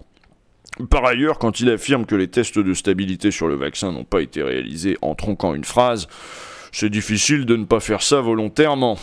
Voilà ce Alexander Samuel. On m'a recommandé de regarder une nouvelle vidéo de Fouché, comme si j'en avais pas subi assez. Bon, du coup, voilà ce que j'en ai retiré de celle-là, avec un certain Jean Robin, le Soral de la Chine. Ok, d'accord. Donc, des doubles discours, il en tient. Il loue à longueur d'entretien l'Institut hospitalier universitaire, l'IHU, et son médiatique chef, Didier Raoult, mais, dans l'intimité d'une conversation, le qualifie d'usine à PQ. Rapporte l'un de ses interlocuteurs. Interrogé sur cette sortie, Louis Fouché refuse de répondre de propos tenus en privé. Merci Thomas Hercouet, je viens pour analyser, je sub pour le voice acting. Je viens pour les analyses, je sub pour le voice acting, merci. De la même façon, Louis Fouché prend soin de choisir ses contradicteurs. Son unique duel public avec un père l'a opposé à Romain Blachier, épidémiologiste et chef d'entreprise en novembre 2020. Sud Radio m'avait appelé en me disant qu'il refusait de discuter avec le moindre scientifique, sauf moi. Témoigne ce dernier. Ah mais non, ça c'est Martin Blachier. Martin Blachier dit « Sud Radio m'avait appelé en me disant qu'il refusait de discuter avec le moindre scientifique sauf moi ». Donc il a choisi son interlocuteur. Donc témoigne ce dernier qui constituait une cible facile. Il suffisait à Louis Fouché de souligner que M. Blachier travaille avec des laboratoires pour le discréditer auprès des complotistes. Pour le reste, il est très rare que l'anesthésiste se retrouve en position d'être contredit. C'est arrivé une fois sur CNews où, mis en minorité par les intervenants, le chantre de la non-violence et de la diplomatie avait perdu ses nerfs. Encore récemment, Louis Fouché a refusé de débattre avec le réanimateur Damien Barrault, farouche opposant à Didier Raoult, comme avec Alexander Samuel. Merci, superbe pastèque violette. J'ai enfin compris comment faire, 30 ans est déjà dépassé. Merci Usul pour ton taf, merci à toi. Donc son confrère de la Timone, Julien Carvelli, l'a aussi contacté pour essayer d'échanger de manière constructive, en vain. J'ai senti qu'il se sentait agressé. Quand il sait qu'il n'est pas suivi, il a un peu peur. À l'occasion d'un Facebook Live animé par Maxime Nicole, Alexander Samuel a tout de même réussi une fois à porter la contradiction sous la forme d'une correction sur le chat. Merci FABK. Maxime Nicole avait lu son commentaire en plein direct, obligeant Louis Fouché à reconnaître que, contrairement à ce qu'il venait d'affirmer, le vaccin ne déclenche pas des formes graves. Du bout des lèvres, il avait alors expliqué « simplifier », puis accusé son interlocuteur de dogmatisme péremptoire. Donc c'est un relativisme tout le temps. Voilà, des gens qui affirment des choses, en fait ne devraient rien affirmer parce que c'est dogmatique. Ou binaire. Il faut rester dans le... Voilà, moi je simplifie évidemment, et on peut en tirer après les interprétations qu'on veut. Pour le docteur Stéphane Gaudry, Louis Fouché connaît ses limites. Il sait très bien que face à quelqu'un qui connaît la science, il tient pas 5 minutes. Et comme il est pas bête, il évite la confrontation avec des scientifiques. Avec seulement 8 apparitions dans la banque de données scientifiques PubMed, chaque fois en tant que contributeur mineur, le réanimateur marseillais n'a pas l'étoffe d'un chercheur. Didier Raoult est un scientifique de haut vol, mais Louis Fouché n'est personne. Balait un éminent professeur d'université en anesthésie-réanimation. Que Dieu me préserve des sachants péremptoires. Ouais, tu vois, péremptoire. Faut pas être péremptoire. Hein. Que Dieu me préserve des sachants péremptoires. J'aime le débat et la contradiction avec tous les scientifiques, rétorque l'intéressé, pourvu qu'il y ait un respect mutuel. Auprès de ses confrères, ses discours anti-science agacent de plus en plus. Les conséquences sont extrêmement néfastes, déplore Stéphane Gaudry. Avec les vaccins, des centaines de milliers de vies vont être sauvées. Donc tenir des discours anti-vax en situation de crise du Covid, c'est criminel, il n'y a pas d'autre mot. Louis Fouché a reçu un rappel à l'ordre de sa hiérarchie en décembre 2020 et n'a désormais plus le droit de s'exprimer en qualité de médecin des hôpitaux de Marseille. Hein. Pour l'instant, rien de plus. Les scientifiques hérissés par ces prises de position veulent éviter d'en faire un martyr. C'est du temps perdu, estime Olivier Johannes Boyot, président du comité de réanimation de la Société française d'anesthésie-réanimation. Quand Fouché raconte des énormités, plus on va contre, plus ça alimente son délire. Lui-même se vante d'avoir reçu des centaines de courriels de soutien lors de sa convocation en décembre 2020 et semble impatient de monter une société alternative. Louis Fouché parle depuis peu d'avoir un projet de vivre ailleurs, dans un écolieu. Il évoque un système inspiré des colibris, émancipé de l'éducation nationale, avec un réseau de médecine parallèle et une réflexion sur la création de monnaie alternative. Une tentative de sortir de l'idéologie anxieuse, néolibérale, techno-sanitariste, transhumaniste, mondialisée. Waouh, là il a retenu le truc de Soral. Hein. Soral, tu sais, tu mets plein de mots bout à bout, et de refaire du je individualisé, individué, et du nous pluriel, écrit-il au Monde. Ça veut rien dire, allons-y tant qu'on y est. Un parcours qui inquiète. Il a un discours assez ambigu, proche des techniques qu'on peut utiliser dans les relations d'emprise, s'inquiète Alexa Morvan, diplômée de psychothérapie et psychopathologie, qui accompagne des personnes victimes d'emprise. Lui-même recommandait en novembre 2020 à des Gilets jaunes des techniques d'hypnose, afin de faire du lavage de cerveau. Ces démonstrations se doublent parfois d'envolées mystiques assumées, comme lorsqu'il parle d'un combat du bien et du mal, et évoque une énergie qui vient d'ailleurs. Ou à d'autres occasions se réfère à Dieu, qui cherche ses justes. Ce n'est pas un gros mot de dire spiritualité, assure-t-il dans une vidéo sur la permaculture, où il assume l'influence du tantrisme et de différents monothéistes. Plus c'est œcuménique, c'est bien, il y a de tout. Tu pioches ce que tu veux. Le 26 mai, sa vidéo « Et demain » a d'ailleurs été partagée par Raël, le fondateur de la secte des Raéliens. Et la boucle est bouclée. Les gourous, en général, sont des gens qui n'ont pas eu assez de reconnaissance dans le cadre de leur profession. Avertit Pascal Duval. Et c'est vrai que Raël était chanteur avant de devenir gourou. Avertit Pascal Duval, porte-parole de l'Union nationale des associations de défense des familles et d'individus victimes de sectes, qui estime que Rémi Daillé, le gourou impliqué dans l'enlèvement de la petite Mia, lui, fait moins peur qu'un Fouché qui se réfugie derrière un discours humaniste. Donc il est plus attrape-tout, en fait. Il est plus insaisissable. Parce que y a tout, il y a de la politique, il y a des monnaies alternatives, il y a de l'écologie, ouais, c'est insaisissable, c'est ça. L'intéressé dénonce une tentative caricaturale qui traduit à ses yeux le niveau de totalitarisme et de confusion actuel.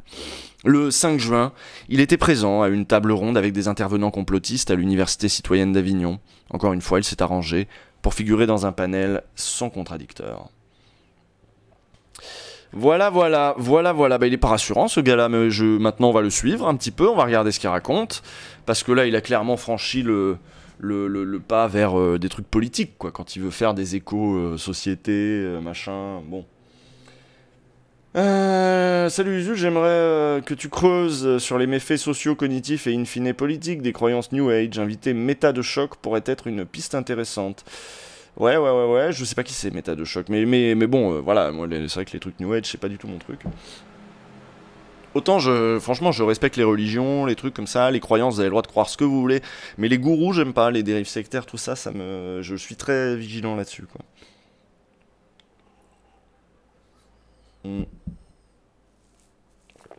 Méta de choc podcast est excellent. Bah je savais pas, je connais pas. Elisabeth Fétit est top. Pareil, je connais pas. Méta de choc, c'est bien. C'est quoi méta de choc? Alors attendez, je vais regarder. Hein. Je vais regarder. Méta de choc. XXXC. Métadechoc.fr. Et si on se demandait pourquoi on pense ce qu'on pense? Métacognition et esprit critique. Donc je vois que... Alors, attendez, on va regarder le site ensemble. Reiki, Tantra et emprise mentale, témoignage. Émotion et rationalité, de l'ostéopathie à la spiritualité New Age. Chronique de la spiritualité contemporaine. Donc bienvenue en ce haut lieu de révélation sur la manière dont les humains pensent. Sur un ton à la fois léger et sérieux, Méta de choc propose des analyses d'experts, neurosciences, psychologie, sociologie, philosophie, etc. Des témoignages de personnes sorties de croyances fortes, sectes, New Age, voyance, etc. Ainsi que des textes de réflexion invitant à l'auto-analyse avec 80 000 à 110 000 écoutes par mois. D'accord, ça a l'air bien. Mais mine de rien, c'est les... Ouais, bon... C'est chaud de parler de dérives sectaires, hein. Tu te fais emmerder à chaque fois. Moi, je crois que une des premières fois où je me suis fait le plus emmerder, c'est quand j'avais dit que Asselineau, il avait des trucs de comment dirais-je, de complotiste, et que c'était un peu un gourou. Je m'étais fait turbo emmerder parce que ces gens-là, quand ils ont une personne genre qui suivent à donf et dont ils deviennent des disciples, les mecs radicalisés, c'est les plus casse-couilles, quoi. Ils deviennent zinzin, et surtout si tu leur dis... Comme chez Asselineau d'ailleurs, surtout si tu leur dis que l'ennemi c'est un truc totalitaire, et on revoit ça chez Louis Fouché, c'est un truc totalitaire qui est partout, qui veut votre asservissement total, donc ils ont l'idée que du coup si tu dénonces leur gourou, en fait tu es partie prenante de ce système qui veut les écraser. Voilà. Comme moi avec Jean-Luc. Mais non, mais Jean-Luc ça n'a rien à voir. Calmez-vous un petit peu là-dessus. Pas zinzin. J'ai dit zinzin là ? Asselineau, j'avais fait son interview à La Réunion et quoi, je vois pas la suite. Attends, j'avais fait son interview et il est flippant. Il est flippant et raciste, mais ça ne m'étonne pas. Ça m'étonne pas du tout. C'est un vieux mec, voilà, qui a bossé avec Pasqua et compagnie. C'est la vieille droite de. Bref. Asselineau, Raoult, Fouché sont en réalité membres de la même mouvance. Beaucoup de fascisme et de sexisme. Mon ancien patron était fan d'Asselineau, MDR. Invite David Laroche. Ah oui, ça c'est... Bon, je pense qu'on l'a déjà fait, David Laroche. On a fait un OLG sur le développement personnel. Tu peux défendre ton idée que le mec que tu suis n'est pas un gourou sans qu'on dise directement de lui, c'est juste un mec qui suit une secte. Quoi ? Louis Fouché, Réinfo Covid. Oui, Louis Fouché, c'est Réinfo Covid. Bah, l'article dont on a parlé montre qu'il est invité voilà, sur égalité et réconciliation, etc. Donc bon. Là, pour le coup, il n'y a pas trop de doute. Oh putain, on t'entend pas souvent, ton Asselineau, t'es bon. Oui, le Asselineau, c'est-à-dire, il faut relire l'article 50 et penser printemps. Ouais, je fais comme ça. Je sais pas qui c'est, René, je sais pas quoi là, René Guénon, je sais pas qui c'est du tout. Mate la vidéo avec Blachier. Sur CNews, là. Attendez, on peut regarder ça, ouais. Il l'a proposé, le truc sur CNews. CNews, débat, machin, gna gna. Je m'inquiète, médecine officielle, c'est laquelle, CNews? Non, ça c'est Sud Radio. Je le trouve pas, le truc de CNews. Si vous avez la vidéo où il se fait engueuler et où il perd ses nerfs, ça peut être un peu marrant. Acte 7 et demain. Bonjour à toutes et tous et bienvenue sur EthiqueTV.fr. Pour faire suite au succès de nos 3 premières vidéos aux côtés du docteur Louis Fouché et de vos milliers de commentaires de soutien et de bienveillance à son égard, nous sommes donc retournés le voir le vendredi 9 avril 2021 pour vous en proposer 4 nouvelles sur d'autres sujets. Pour les professionnels de santé qui avaient participé au Covid, et donc j'avais suivi le premier cours, quoi, pour voir, pour rigoler. Non mais c'est vrai que sa force, je pense, c'est qu'il a l'air calme et qu'il fait pas excité, quoi. Tu vois, c'est pas Bigard, Agnès Buzyn, qu'elle crève, grosse salope. Il part pas là-dedans, tu vois, lui, il est calme, il est cool. Jardin de bourgeois, oui, mais en permaculture, s'il te plaît. S'il te plaît. Est-ce qu'on va voir son fameux compost? Bref, bon, allez, fin du sujet. Louis Fouché, voilà, on met ça de côté, on garde ça en tête. Vigilance, évidemment. Et au moins maintenant, vous savez qui c'est. J'aimerais qu'on parle de ce sujet sur les violences conjugales, sur les féminicides. Un rapport a été rendu aussi sur le meurtre de Chahinez par son mec ou son ex-mec, je ne sais plus. Voilà, et donc du coup, dans ce rapport, il y a des conclusions sur qu'est-ce qui a merdé. Qu'est-ce qui a merdé? Pourquoi son mec n'a pas été pris en charge plus tôt par, je sais pas, la police, la justice, l'éloignement, etc. Les conclusions de la mission d'inspection sur le meurtre de Chahinez le 4 mai à Mérignac ont été remises au gouvernement ce mercredi, assorties d'une série de préconisations. Et là, c'est intéressant. Qu'est-ce qu'il faut améliorer? Une série de préconisations pour améliorer la prise en charge des victimes et l'évaluation de la dangerosité des auteurs, qui donc est souvent sous-estimé. Hein. On connaît le fameux « Ah, c'est bon, rentrez chez vous, c'est une dispute de couple ». Il va se calmer, voilà. Des dysfonctionnements et des faits graves, donc c'est un article de Virginie Ballet pour Libération. Des dysfonctionnements et des faits graves, de l'aveu même de la ministre chargée de la citoyenneté, Marlène Schiappa, ce rapport est glaçant. Très attendu, les conclusions de la mission d'inspection sur le féminicide de Mérignac ont été remises ce mercredi au Premier ministre Jean Castex. Le 4 mai dernier, Chahinez, 31 ans, avait été tuée en pleine rue, immolée par le feu après avoir été prise pour cible par balle, alors même qu'elle avait déposé plainte à plusieurs reprises contre son mari. Peu de temps après sa mort, le gouvernement avait confié une mission à l'inspection générale de l'administration et à celle de la justice. Il en ressort une série de manquements ayant entraîné la mort de la jeune femme, mère de 3 enfants.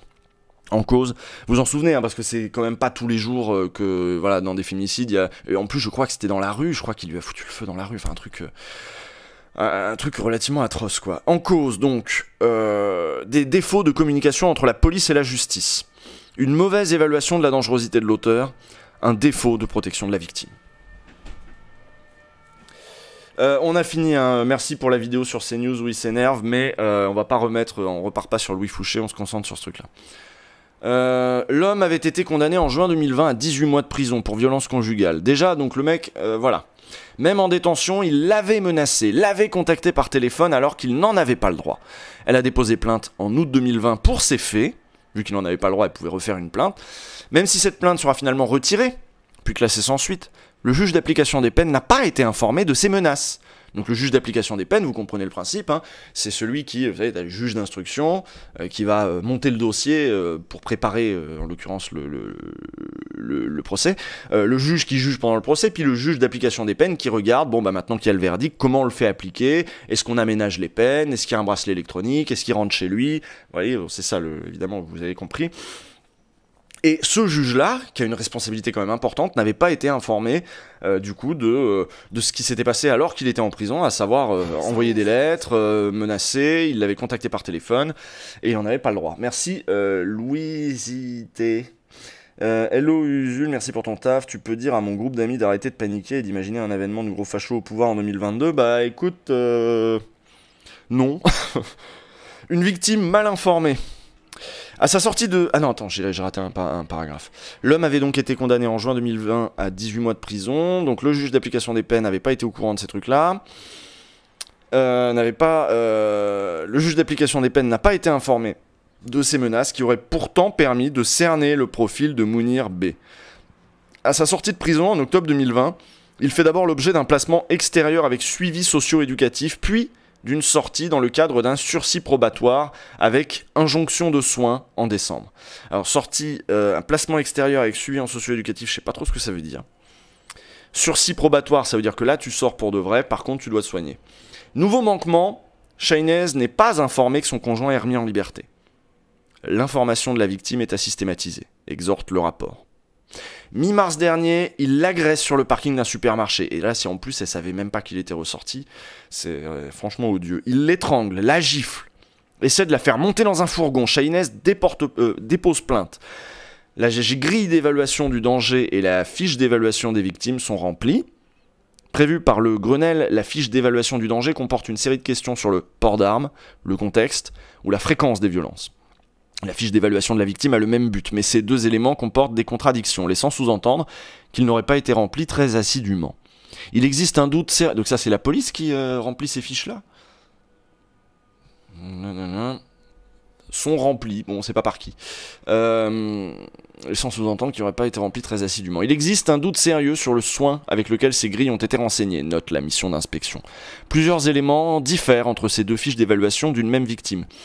Ces questionnaires peu lisibles ont été transmis par mail au parquet, mais sans la plainte de Chahinez. Par retour de mail, la greffe signale au service des polices que ces documents sont peu lisibles. Oui, donc c'est ça, c'est la police. La greffe signale au service des polices que ces documents sont peu lisibles et demande des précisions sans réaction de la part de ce dernier. Par ailleurs, toutes les questions n'avaient pas été renseignées.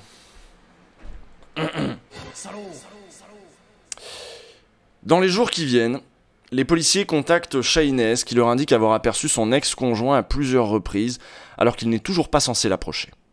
Il a laissé plusieurs messages sur son répondeur alors que j'imagine qu'il n'est pas non plus censé la contacter. Les policiers prennent contact avec les services d'insertion et de probation, le SPIP, évoquent un homme difficilement localisable. Ni le SPIP ni la police n'évoquent les convocations de Mounir B devant les services d'insertion ni de probation. Pourtant, celui-ci y répond et s'y rend. Le 26 mars, le 14 avril, ce qui aurait permis de l'interpeller pour la violation de ses obligations, qui avait bien été signalée par Chahinez. Puis, le 18 mars, 2 jours après la plainte de Chahinez pour les violences devant le supermarché, donc on rappelle, étranglement, il a essayé de la faire entrer dans un fourgon, un comité de pilotage dédié au téléphone grave danger, un comité de pilotage dédié au téléphone grave danger se tient en présence du parquet. Le juge d'application des peines, le SPIP, la police, la gendarmerie, des associations d'aide aux victimes. Donc là voilà, tout le monde est réuni pour un comité de pilotage sur les téléphones grave danger. Alors vous savez ce que c'est les téléphones grave danger? Merci Ziki Lemini d'avoir offert un abonnement à Jacotte qu'on a raidé hier et merci à Adjunta. Les téléphones grave danger, voilà, c'est un truc où t'as pas grand chose à faire pour contacter les services de police et c'est ce qu'on est censé donner du coup à des victimes ou des gens des meufs qui sont menacées et qui ont du coup ouvert une ligne d'urgence avec la police. Je sais pas exactement comment ça fonctionne techniquement. Mais c'est ça, les téléphones grave danger. Donc ils avaient fait un comité de pilotage là-dessus, 2 jours après donc la plainte de Chahinez pour les trucs. Le cas de Chahinez est donc évoqué pendant ce comité de pilotage. Elle n'est pas encore décédée à ce moment-là. Merci Bagheera Black 94. Le cas de Chahinez est donc évoqué comme une situation à surveiller, mais aucune mesure supplémentaire n'est prise. En réponse, les auteurs du rapport suggèrent d'attribuer à la victime un téléphone grave danger, et cela avant la libération de l'auteur des violences, et de l'informer systématiquement de l'évolution de la situation de ce dernier. Le 29 mars, Mounir B se présente au commissariat très énervé.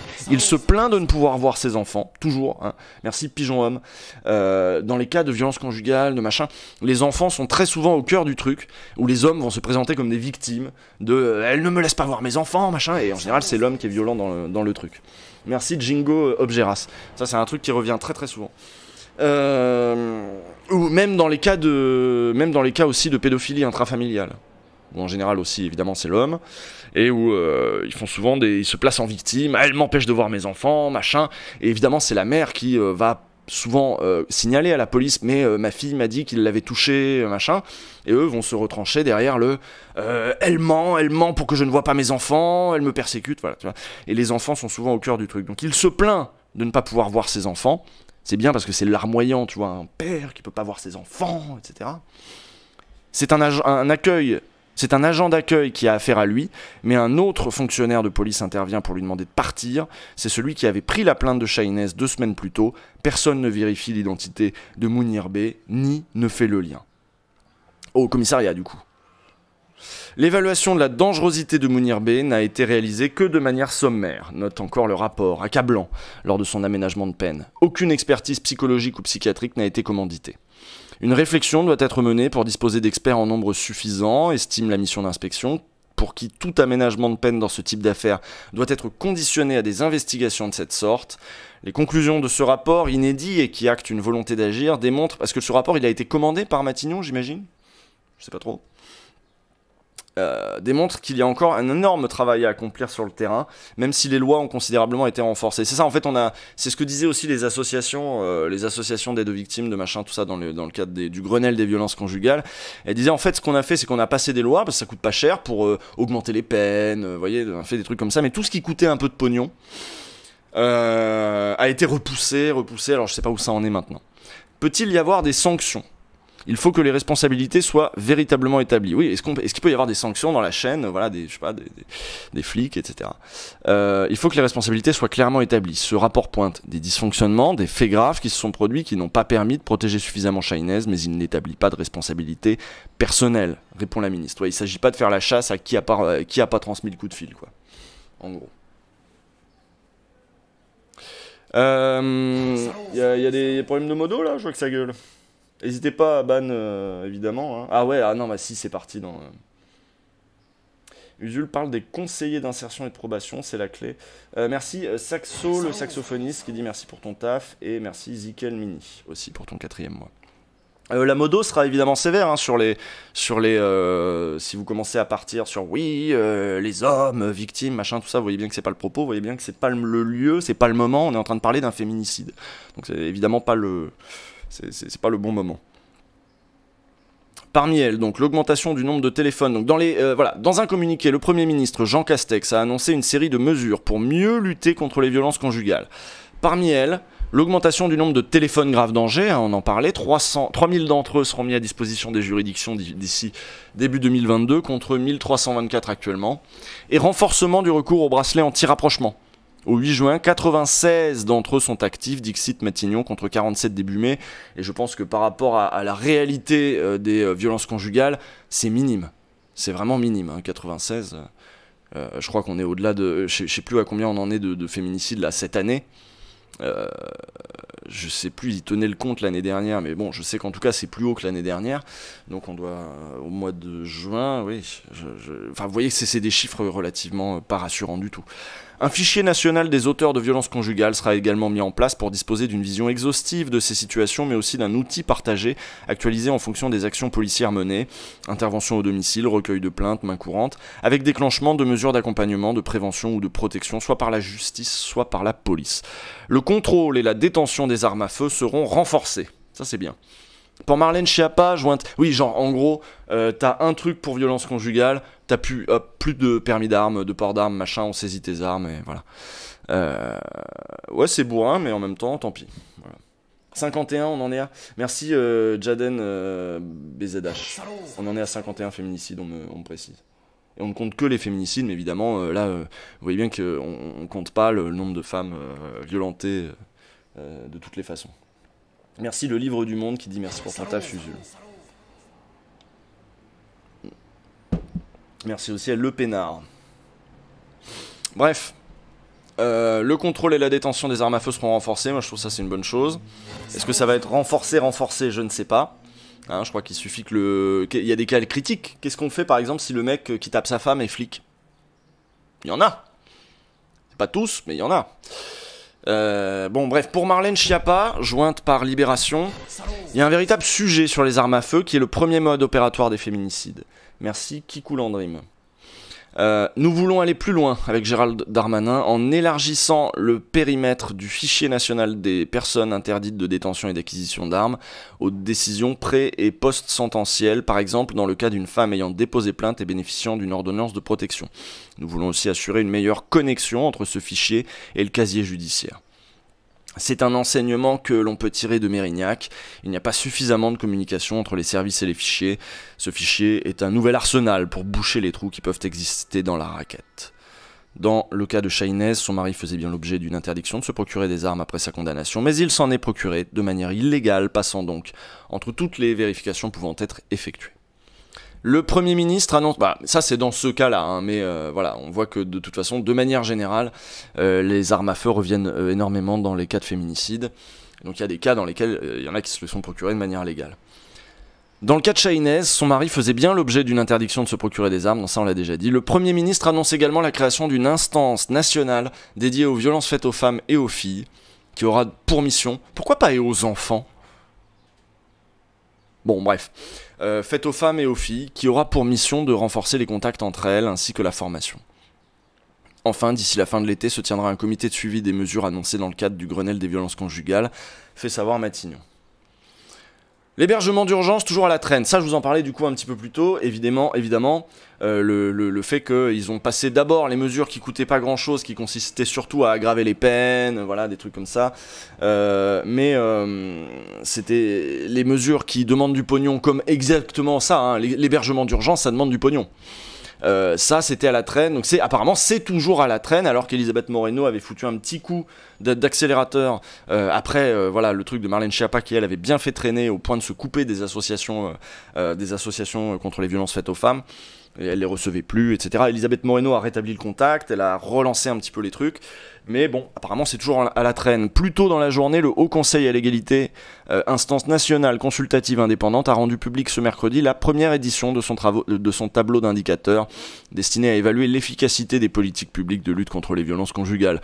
Basé sur des données datées de 2019, ce travail alerte d'abord sur le véritable système d'impunité dont bénéficient les agresseurs conjugaux.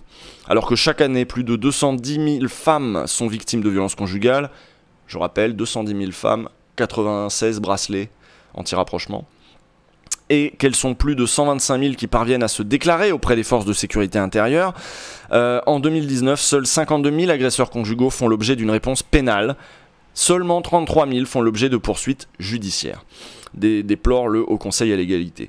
Si le nombre de condamnations pour ce type de fait n'a pas été communiqué pour 2019, en 2018, elle n'était que 18 600 selon l'institution. Donc ça veut dire que ça augmente quand même.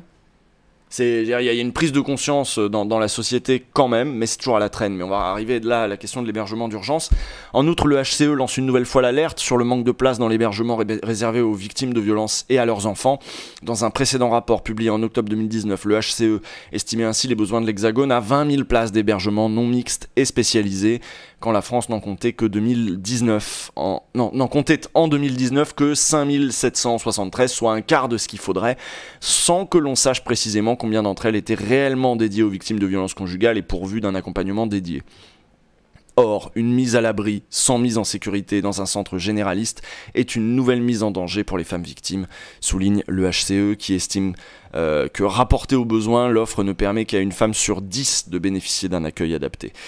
Dans le sillage du Grenelle, le gouvernement a annoncé la création de 2000 places supplémentaires, donc vous voyez bien qu'on n'est pas non plus dans les besoins, portant à terme leur nombre à 7700, ce qui reste donc toujours en deçà des besoins estimés. Enfin, le Haut Conseil à l'égalité appelle aussi à accroître les efforts en matière de santé somatique et psychique, ainsi que d'accompagnement vers davantage d'indépendance en matière de logement ou d'emploi des femmes victimes de violences conjugales. Voilà. En matière d'accompagnement, en gros de l'accompagnement social des femmes, parce que quand tu quittes en effet ton conjoint, eh bien parfois t'as pas d'emploi, tu vivais soit chez lui, soit dans un truc que vous aviez acheté à deux, comment tu te loges, comment tu t'insères aussi sur le marché de l'emploi quand par exemple t'as pas travaillé pendant 10 ans parce qu'il y avait des gamins et que t'as pas... Voilà.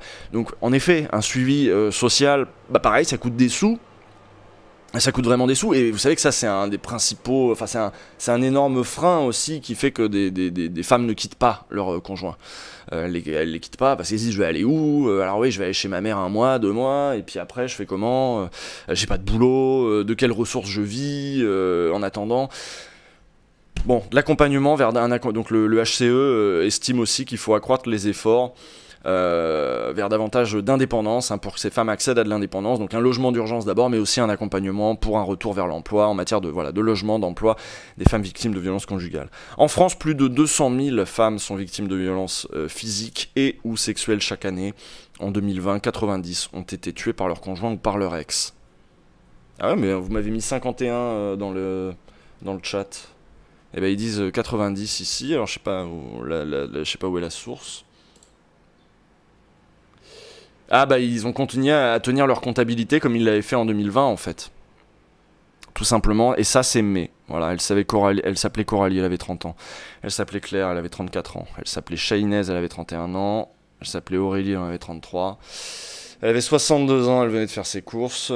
Chaque année, plus de 100 femmes sont tuées par leur conjoint, mari ou ex. Derrière une statistique qui se répète froidement chaque année. Il y a des prénoms, des histoires, des vies, des victimes collatérales. Cette litanie funéraire égrène mois après mois les meurtres conjugaux depuis le 1er janvier 2017. Ça paraît pas être un sujet, en effet, ça paraît pas être un sujet mineur. Ah oui, c'est 2000, oui ok, c'était 2020, c'était 90, et là c'est 51, alors qu'on est qu'au mois de juin en 2021. C'est moi qui C'est moi qui ne suis pas... parfois, je sais pas quelle année on est, voilà. Elle s'appelait Stéphanie, elle avait 22 ans.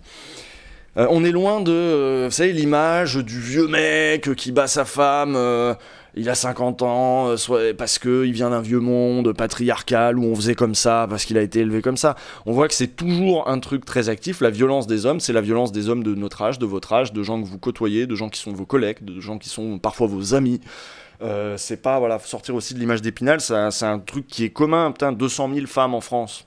Comment pourriez-vous n'avoir jamais rencontré quelqu'un qui a frappé ou pire, enfin voilà, ou une femme qui a été victime de ces violences-là? Ça fait vraiment partie prenante du système patriarcal, dans la mesure où c'est cette menace qui fait que les femmes sont censées se tenir tranquilles dans le foyer, se tenir tranquilles dans l'espace public, etc. C'est cette menace et cette peur permanente qui est censée, qui produit cet effet, hein, c'est pas pensé comme ça nécessairement par chaque acteur, mais ça produit cet effet sur les femmes de vivre dans la peur. Alors on pense évidemment souvent à la rue, la peur dans la rue, du viol anonyme, du truc machin, mais cette peur-là, elle est dans le foyer, elle est dans la famille, voilà. Et grâce à ces trucs-là. Voilà, donc ça paraissait utile de refaire un petit... même si je ne suis pas évidemment le mieux placé, le plus informé pour raconter ces trucs-là. Mais on a fait passer ce truc-là avant aujourd'hui. Voilà. Ensuite, on va parler de l'assurance chômage. Je pense qu'on a le temps de lire l'itinéraire chaotique de la réforme. Non, puis c'est bien parce que cet article revenait aussi sur ce qu'il faudrait faire et montrer que ce qui devait... Je vous rappelle, hein, c'était censé être la grande cause du quinquennat. Les violences faites aux femmes. C'est censé être la grande cause du quinquennat. Bon, bah, on voit que dès que ça coûte du pognon ou dès qu'il s'agit de taper sur les doigts des flics parce qu'ils ont mal fait leur boulot, ça ralentit un petit peu du côté du gouvernement, mais bon, c'est un pas de plus. C'est un pas de plus vers l'idée qu'on comprenne qu'est-ce qui fait que ça marche pas, quoi. Le Conseil d'État. Allez, on va parler de l'assurance chômage. Il nous reste 40 minutes, 45 minutes. Non, pas 45 minutes, qu'est-ce que je dis ? 25 minutes. Pour parler chômage, pour parler assurance chômage surtout. Le Conseil d'État juge ce jeudi 10 juin les recours suspensifs déposés par les syndicats contre la réforme de l'assurance chômage, une nouvelle étape pour un texte que le gouvernement n'a cessé de remanier. Merci Monsieur Clamence. Je suis professeur contractuel. Par définition, j'ai des contrats irréguliers et je remplace des profs malades et je suis grave dans la merde. Avec cet article, merci d'en parler. Avec cet article ? Avec l'assurance chômage, tu veux dire ? Bon, je sais pas. N'oublie pas de lire mon chuchotement. Oui, ton chuchotement, c'est mon modo qui me dit oui, fais passer un peu les trucs sur les droits des femmes et les droits des LGBTQ bref, vous avez compris. Parfois, les mettre dans des articles à part ou le truc par lequel on commence. C'est vrai qu'aujourd'hui, j'ai pas fait d'articles obligatoires en début de truc parce qu'on a parlé de 2-3 choses. Mais en effet, ça pourrait être dans les articles obligatoires, ces trucs-là. Donc, le Conseil d'État, on en est où de l'assurance chômage ? Vous savez, bon, les réformes, ça fait des allers-retours. Bon, là, il y avait eu des recours suspensifs déposés par les syndicats contre la réforme de l'assurance chômage. Ça veut dire quoi ? On a parlé déjà ici du Conseil d'État. Normalement, vous devez savoir ce qu'est le Conseil d'État. C'est vraiment l'instance que vous pouvez saisir pour contester des décisions qui viendraient de l'État et donc de ses administrations, de ses diverses administrations. Vous pouvez saisir un conseil, faire un recours pour dire ça, voilà, qu'est-ce que vous pouvez faire contre ça, parce que ça passe pas devant la justice, machin. Donc il y a ça qui permet d'obtenir des décisions. La plus haute juridiction de l'État, voilà, c'est ça. Et donc on parle souvent des sages du Conseil constitutionnel, mais il y a aussi les sages du Conseil d'État qui bossent aussi sur ces trucs-là, des spécialistes du droit juridique. La plus haute juridiction administrative, évidemment. Le Conseil d'État. Donc, les syndicats avaient donc déposé auprès du Conseil d'État des recours suspensifs, donc des recours qui devaient suspendre, qui, tant que le Conseil d'État n'avait pas tranché, devaient suspendre la réforme. Et c'est jugé aujourd'hui. Le Conseil d'État va rendre sa décision aujourd'hui. Donc où ça en est ? Le Conseil d'État est ainsi saisi en urgence et va devoir décider en quelques jours du sort d'une réforme déterminante. La plus haute instance de la justice administrative examine ce jeudi 10 juin à 14h30 les référés suspension de la réforme de l'assurance chômage censée s'appliquer dans les 3 semaines. Donc s'il y a des gens au Conseil d'État qui pendant leur pause déj viennent écouter ma revue de presse, n'hésitez pas à bourriner, hein, à tout enlever, à tout supprimer, et même à dire ah non tiens on en profiterait bien pour augmenter les droits Vous n'avez pas le droit de faire ça comme ça et tout. Voilà. La quasi-totalité des organisations syndicales, à l'exception de la CFTC, ont déposé fin mai des recours. Elles estiment d'abord obtenir la suspension du texte avant un examen plus long, des recours sur le fond visant à le faire annuler. Donc là, ils vont dire, est-ce qu'on accepte la suspension ou pas? Défendu bec et ongle depuis 2 ans par l'exécutif, la réforme lui revient régulièrement en pleine figure. Suspension et reports multiples liés au Covid, annulation par le Conseil d'État fin 2020, réécriture hasardeuse, mensonge éhonté, service après-vente bancal. Donc ils se sont déjà fait saquer en fait. Remonter l'historique de cette réforme est saisissant. Quoi qu'il arrive, elle ne sera pas un franc succès pour le gouvernement. Mais si elle s'applique, ce sera une catastrophe pour les chômeurs. Donc ça c'est un article, j'ai oublié de donner l'autrice de l'article, la journaliste s'appelle Cécile Hautefeuille et on est sur Mediapart. 1,15 million de personnes seront potentiellement concernées la première année d'application par la baisse des allocations à l'ouverture des droits, selon une étude d'impact de l'UNEDIC, le gestionnaire de l'assurance chômage. Présentée il y a 2 ans, la réforme n'a jamais pu être intégralement appliquée. Le premier volet, entré en vigueur le 1er novembre 2019, a été suspendu 8 mois plus tard pour cause de Covid. La mise en œuvre de ce paquet de mesures, conditions durcies pour ouvrir des droits et dégressivité des allocations pour les hauts salaires, est désormais soumise à des critères de retour à meilleure fortune. Comprendre des indicateurs plus favorables en matière de chômage et d'embauche. Le second volet, le plus violent, devait entrer en vigueur en avril 2020. Il modifie le mode de calcul du salaire journalier de référence, le SJR, et donc les assurances chômage, en prenant en compte les périodes non travaillées par un demandeur d'emploi. Et vous voyez que ça change tout, si tu prends en compte que les... Voilà, si tu fais ça pour ta moyenne. Un profond changement de dogme. Depuis 40 ans, les allocations sont définies à partir d'une moyenne de salaires touchés, uniquement les jours travaillés. Ce volet n'a encore jamais vu le jour, il a été repoussé de trimestre en trimestre au gré de la situation sanitaire, avant d'être atomisé en novembre 2020 par le Conseil d'État, le jugeant contraire au principe d'égalité. Le montant du salaire journalier de référence peut désormais, pour un même nombre d'heures de travail, varier du simple au quadruple en fonction de la répartition des périodes d'emploi au cours de la période de référence, avait écrit l'institution, pointant une différence de traitement manifestement disproportionnée au regard du motif d'intérêt général poursuivi. Premier revers pour la réforme, et ce n'était que le début d'une séquence plutôt désastreuse pour le ministère, enferré par la suite dans de nouvelles problématiques de fond.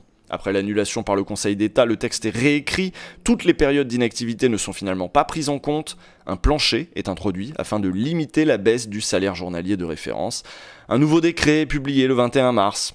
Les services d'Elisabeth Borne pensent à l'époque être débarrassés d'une belle épine et vantent un texte équilibré prenant en compte les remarques. Raté, 15 jours plus tard, le ministère concède un autre problème. Le changement du calcul du salaire journalier de référence provoque un effet dévastateur, un effet de bord dévastateur, nous dit l'article. Il pénalise des salariés ayant eu des périodes de chômage partiel, arrêt maladie ou congé maternité. Ah, c'est ce que Marlène Schiappa pourrait appeler un trou dans la raquette. En théorie, ces périodes où le salaire peut être plus bas sont justement neutralisées pour ne pas désavantager les demandeurs d'emploi ayant eu des interruptions dans leur carrière. Tu peux pas en vouloir à quelqu'un pour un congé mat et calculer ça ensuite dans son... Enfin, c'est dégueulasse, quoi. Or, en modifiant les fondations du mode de calcul des allocations, le gouvernement a fait vaciller cette protection.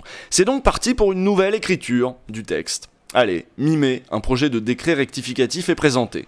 Encore raté, l'UNEDIC, le gestionnaire de l'assurance chômage, émet immédiatement des doutes sur la légalité du nouveau dispositif. Ce dernier prévoit la reconstitution dans le cadre du calcul du SJR d'un salaire fictif au titre de certaines périodes au cours duquel le salarié percevait une rémunération réduite. En clair, conserver ces périodes et faire comme si le salaire avait été normalement versé. C'est ce point qui fait tiquer l'UNEDIC.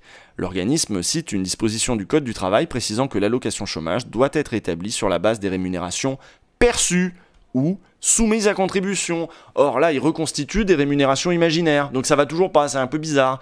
Bon, en conséquence, écrit l'UNEDIC, on ne peut écarter le risque que la solution proposée soit regardée comme contraire à cette disposition légale, notamment dans le cas où le salaire de référence pourrait être majoritairement constitué d'un salaire qui n'a jamais été perçu par l'intéressé et donc non soumis aux contributions d'assurance chômage. Oui, c'est pas logique. Ces réserves de l'UNEDIC, le ministère n'a pas souhaité les commenter et a publié le décret. Imaginez, voilà, t'as une période t'as une période, par exemple, je parlais de congé mat, ou on peut parler de congé maladie, et puis une période de travail effectif. Au début, il disait, on compte le congé maladie selon ce qu'il gagne, sauf que tu peux gagner moins, il y a des jours, il y a des carences, il y a des machins. Puis en plus t'as pas tes primes, des machins, enfin bon bref. Mais en fait ça va pas non plus si tu reconstitues un salaire imaginaire sur ces périodes-là, parce que la loi dit que normalement c'est en fonction des allocations, c'est le principe d'une assurance chômage. C'est que tu payes tes cotises, donc tu as le droit à une assurance. C'est pas un service social qu'on te fait gentiment, que l'État te fait. C'est une assurance collective. Ces réserves de l'UNEDIC, le ministère n'a pas souhaité les commenter et a publié le décret ce mercredi 9 juin au journal officiel. Bon, il a dit tant pis. Il prévoit toujours une reconstitution du salaire journalier moyen, donc ce truc-là, on reconstitue bizarrement, on rebricole un salaire journalier moyen sur la base de la dernière rémunération mensuelle prévue par les stipulations du contrat en vigueur au début de cette période, à l'exclusion des indemnités et primes dont le paiement est subordonné à l'accomplissement d'une tâche particulière et où la présence du salarié à date déterminée, ainsi que des primes ou bilans et gratifications. Je sais pas si vous voyez la nuance. Je sais pas si vous voyez la nuance entre reconstituer fictivement un petit peu ce qu'a pu être le salaire journalier moyen pour donner derrière une prestation économique. Vous voyez la nuance ou j'explique un petit peu? La nuance entre ça et dire non, c'est les jours où tu as cotisé, en fait tu as cotisé à ton assurance et derrière tu as le droit de ton assurance. Parce qu'en fait ça pète ce rapport entre les cotisations et les prestations. C'est ça l'idée. Ça casse un rapport concret entre j'ai cotisé, j'ai une prestation derrière, c'est ma prestation, et j'y ai droit, c'est une assurance, j'ai cotisé à mon assurance à ce moment-là, donc je touche mes trucs. Là, en fait, on pète le lien entre cotisation et prestation. Voilà, il me semble. Si moi je dis pas de conneries, hein, je pourrais être repris par quelqu'un qui connaît... L'assurance devient de la solidarité, exactement, PIM 612. Ce qui devait être une assurance devient... une prestation sur lequel, en fait, si l'État fait ça, c'est qu'il pète du coup ce caractère particulier d'être une assurance et ça devient une prestation sociale. Et une prestation sociale, eh ben, le gouvernement peut tout à fait décider de la monter, de la baisser, machin. Alors si c'est une assurance, tu dis ah bah non, c'est mes cotises, c'est mes droits, c'est notre assurance chômage à nous. Vous n'avez pas le droit de bidouiller les potards là comme ça. Moi j'ai cotisé, j'ai le droit. Vous voyez, en gros. C'est un peu ça. Non, c'est pas que ça privatise, c'est que ça subordonne l'assurance chômage à des réglages qui peuvent être faits par décret par l'État.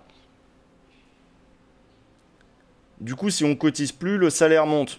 Attendez, là c'est encore autre chose. C'est plus. Et puis en plus,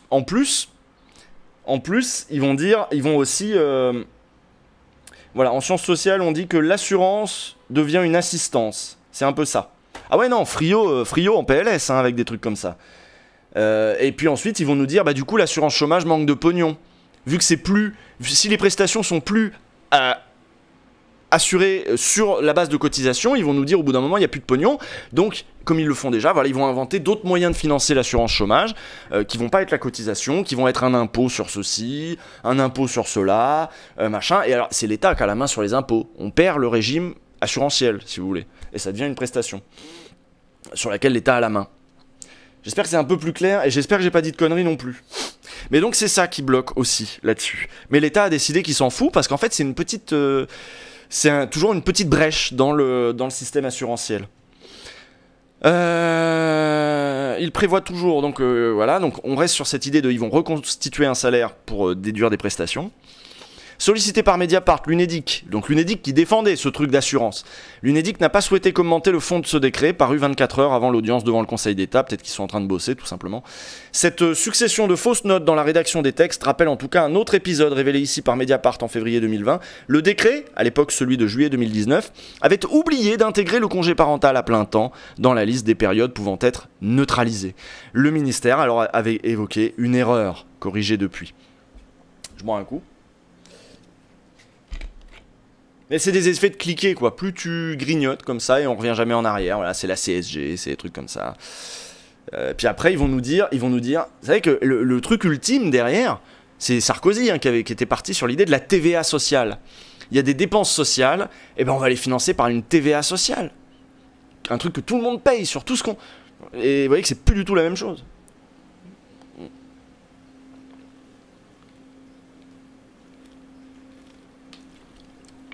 Et ça c'est le pire parce que la TVA c'est un impôt qu'on paye tous et qui n'est pas proportionnel au revenu. C'est plus un droit, c'est une aide, ouais c'est ça, ouais, c'est un peu ça. Ouais. Ouais, il grignote petit à petit. Ouais. Attendez, il est 49, donc faut que je me speed. Donc, à propos de l'effet de bord sur les congés parentales, sur les congés maternité ou maladie, la ministre l'a répété à maintes reprises, dès qu'elle a su, elle a demandé à ses services d'intervenir. Bon, ok, c'est faux, nous dit Mediapart. La ministre et son cabinet auraient pu agir en amont, avant la publication du décret le 31 mars, ils étaient parfaitement informés, et ce de longue date. Merci, Antonius dit. Donc voilà, et en plus ils mentent. Cette question a été abordée en bilatéral avec Elisabeth Borne lundi 25 janvier, puis lors d'une bilatérale de travail avec ses conseillers le 4 février. Lors de la multilatérale de début mars, ce point a été abordé par la CGT, FO et la CFDT, assure un syndicat à Mediapart. Par ailleurs, comme révélé ici, l'UNEDIC avait également prévenu le ministère dès le 19 mars, soit 12 jours avant la publication du décret, selon un document de travail que nous nous sommes procurés. Pourtant, la ministre persiste à nier. Et on vient même à blâmer les syndicats. C'est dommage qu'il les signalé tardivement. Oh là là là là. Elle a taclé ça, donc mercredi 9 juin sur France Info, dans un nouvel élan de mauvaise foi. Donc elle savait où était le problème, mais elle avait juste décidé en fait de ne pas le régler, parce que pour elle c'est peut-être pas un problème d'intégrer des jours où t'es moins payé, des jours où, voilà, d'intégrer ça dans le calcul. En gros, de toute façon cette réforme elle a été faite pour faire baisser les prestations. Merci Allo 1804. Qui dit Usul 2022, c'est certainement pas. Ce n'est pas la première fois que l'exécutif tord la réalité pour assurer le service après-vente de sa réforme de l'assurance chômage. Dès avril 2019, un chiffre choc est brandi, à l'époque par Édouard Philippe et Muriel Pénicaud, pour convaincre de l'utilité de réformer. Un chômeur sur 5 gagnerait plus au chômage que dans son travail précédent. L'antienne est reprise partout et alimente le débat et les fantasmes sur les chômeurs français qui seraient si bien lotis. Et pourtant, il s'agit d'une entourloupe statistique, une arnaque intellectuelle, comme expliqué en détail dans cet article. Chômeurs trop indemnisés, l'arnaque intellectuelle du gouvernement. 2 ans plus tard, l'argumentaire a changé. Pour défendre la réforme, la ministre du Travail assure par exemple que les allocations seront certes plus basses, mais versées plus longtemps. Elisabeth Borne en conclut donc que la réforme ne réduit pas les droits. C'est vite oublié que les salariés à l'emploi intermittent ne consomment que rarement l'intégralité de leur allocation avant de retravailler. Oui, bah oui. Pas con. L'UNEDIC l'a démontré dans une note publiée il y a 2 ans. Plus un chômeur a une durée de droit courte, plus vite il va retravailler. 63% des personnes qui ont ouvert 5 mois de droit reprennent une activité au bout de 3 mois. Avoir un capital de droit plus long n'a donc pour eux aucun intérêt. Hein, là aussi, Puis en plus, avant ils nous disaient c'est pour le retour à l'emploi. Mais là, si tu fais durer plus longtemps les prestations, c'est plus du tout pour le retour à l'emploi, votre truc. Si les membres du gouvernement continuent péniblement de défendre la réforme... En fait, c'est l'argumentaire à géométrie variable qui est bizarre. Si les membres du gouvernement continuent péniblement de défendre la réforme, l'unité s'est fissurée dans les rangs des soutiens, y compris chez les promoteurs du texte. S'ils ne contestent pas le fond de la réforme, ils sont sceptiques sur le calendrier d'application. Est-ce vraiment le bon moment en pleine crise? Première saillie, début mars, dans Le Monde, avec l'ex-directeur du cabinet de Muriel Pénicaud, Antoine Fouché, qui est à l'origine de la réforme, s'interroge. Si des milliers de cafés et de restaurants sont contraints de fermer leurs portes dans les mois à venir, ou si la saison touristique est encore en recul, quel est le sens de telles dispositions? En juillet 2018, Antoine Fouché vantait au contraire le parfait timing pour l'entrée en vigueur de la réforme. Actuellement, c'est ce que je vous disais, hein, quand il nous disait la croissance est forte, il y a une reprise de l'emploi, du coup on peut baisser un peu les prestations. Bon bah là aujourd'hui Antoine Fouché dit non, là c'est pas le bon moment quoi, la saison touristique est en recul, donc il va y avoir moins d'emplois. Actuellement la croissance est forte, il disait à l'époque, blablabla. Voilà. 3 ans plus tard, il s'inquiète du lourd sentiment d'injustice que pourraient ressentir les chômeurs qui seraient les premiers à devoir faire des efforts dans le monde post-Covid. Merci, Écart. Un avis partagé par des économistes qui avaient soutenu Emmanuel Macron en 2017, parmi eux, et c'est tout un symbole, Jean Pisani-Ferry, qui a grandement nourri le programme économique du candidat Macron. Dernière voix dans ce concert dissonant, celle de Muriel Pénicaud, ex-ministre du Travail, qui a conçu la réforme et n'a eu de cesse de la défendre, même en pleine pandémie. Aujourd'hui, elle considère que les systèmes d'assurance chômage doivent tenir compte du contexte. Ah ouais, même Pénicaud dit que c'est pas le moment, quoi. Que Muriel Pénicaud se rassure, lui a répondu Elisabeth Borne sur France Info. Il y a eu 6 mois de concertation, nous avons adapté la réforme, donc celle qui va rentrer en vigueur au 1er juillet, ce n'est pas celle qu'elle a portée. Avant qu'elle n'entre effectivement en vigueur, le Conseil d'État a encore l'opportunité de lui porter un coup fatal.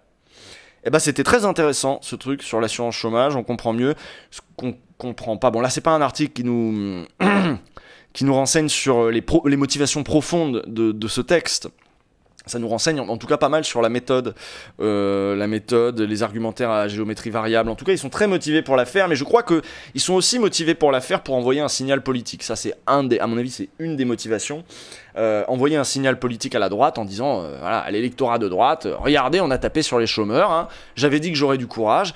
Emmanuel Macron a dit il n'y a pas longtemps, je vais peut-être être obligé de faire des réformes dures pour cette fin de quinquennat, donc je ne sais pas si je pourrais me représenter. Voilà, il veut se poser en martyr courageux qui va faire les réformes dont la France a besoin pour plaire à la droite, au MEDEF, au patronat. Et donc ça, c'est une des motivations probables de cet entêtement gouvernemental à faire passer la remarque. On comprend mieux ce qu'on comprend pas. Oui, bah oui, c'est ça. Ouais. Mais en tout cas, on comprend la réforme. L'idée, c'est de recalculer un petit peu le salaire journalier voilà, de référence, le SJR, en prenant, à la base, c'était y compris en prenant en compte des périodes non travaillées, peu travaillées, sous-travaillées, arrêt maladie, etc. pour... tu baisses du coup le montant des prestations. Mais c'est assez inégal parce que tout le monde n'a pas eu de période... Tu n'étais pas tellement responsable d'avoir eu des périodes non travaillées pour congé mat, pour... voilà. Bon, bref, c'est tout pour aujourd'hui les enfants. C'est tout pour aujourd'hui, c'était intense, moi ça m'a épuisé ce truc. Et j'ai mon après-midi d'écriture derrière. Il va falloir que je fasse un petit break d'1 heure je pense. On va manger.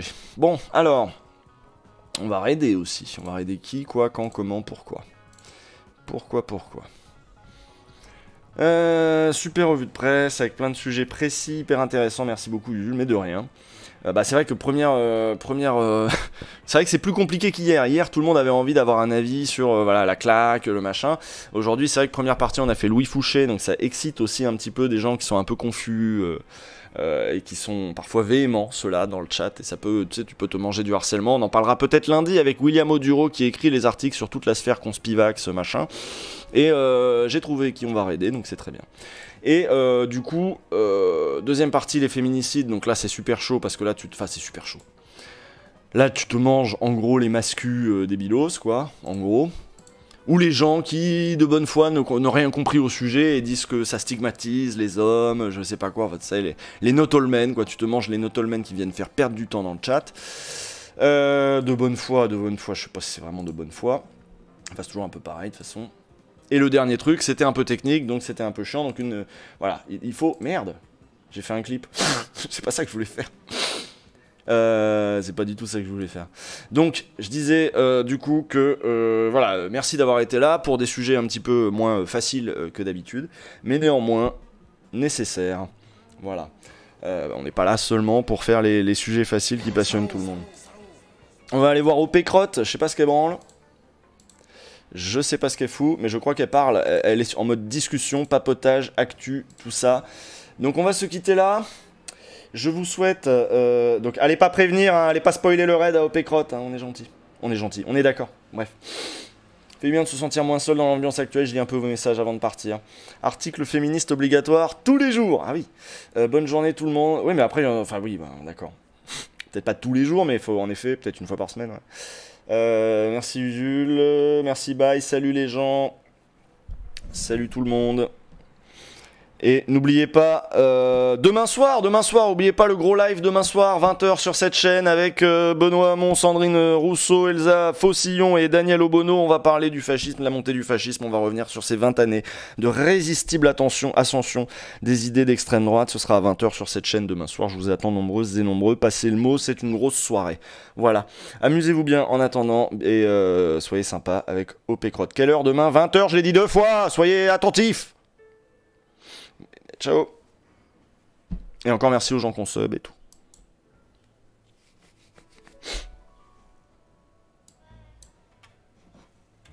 Ah bah du coup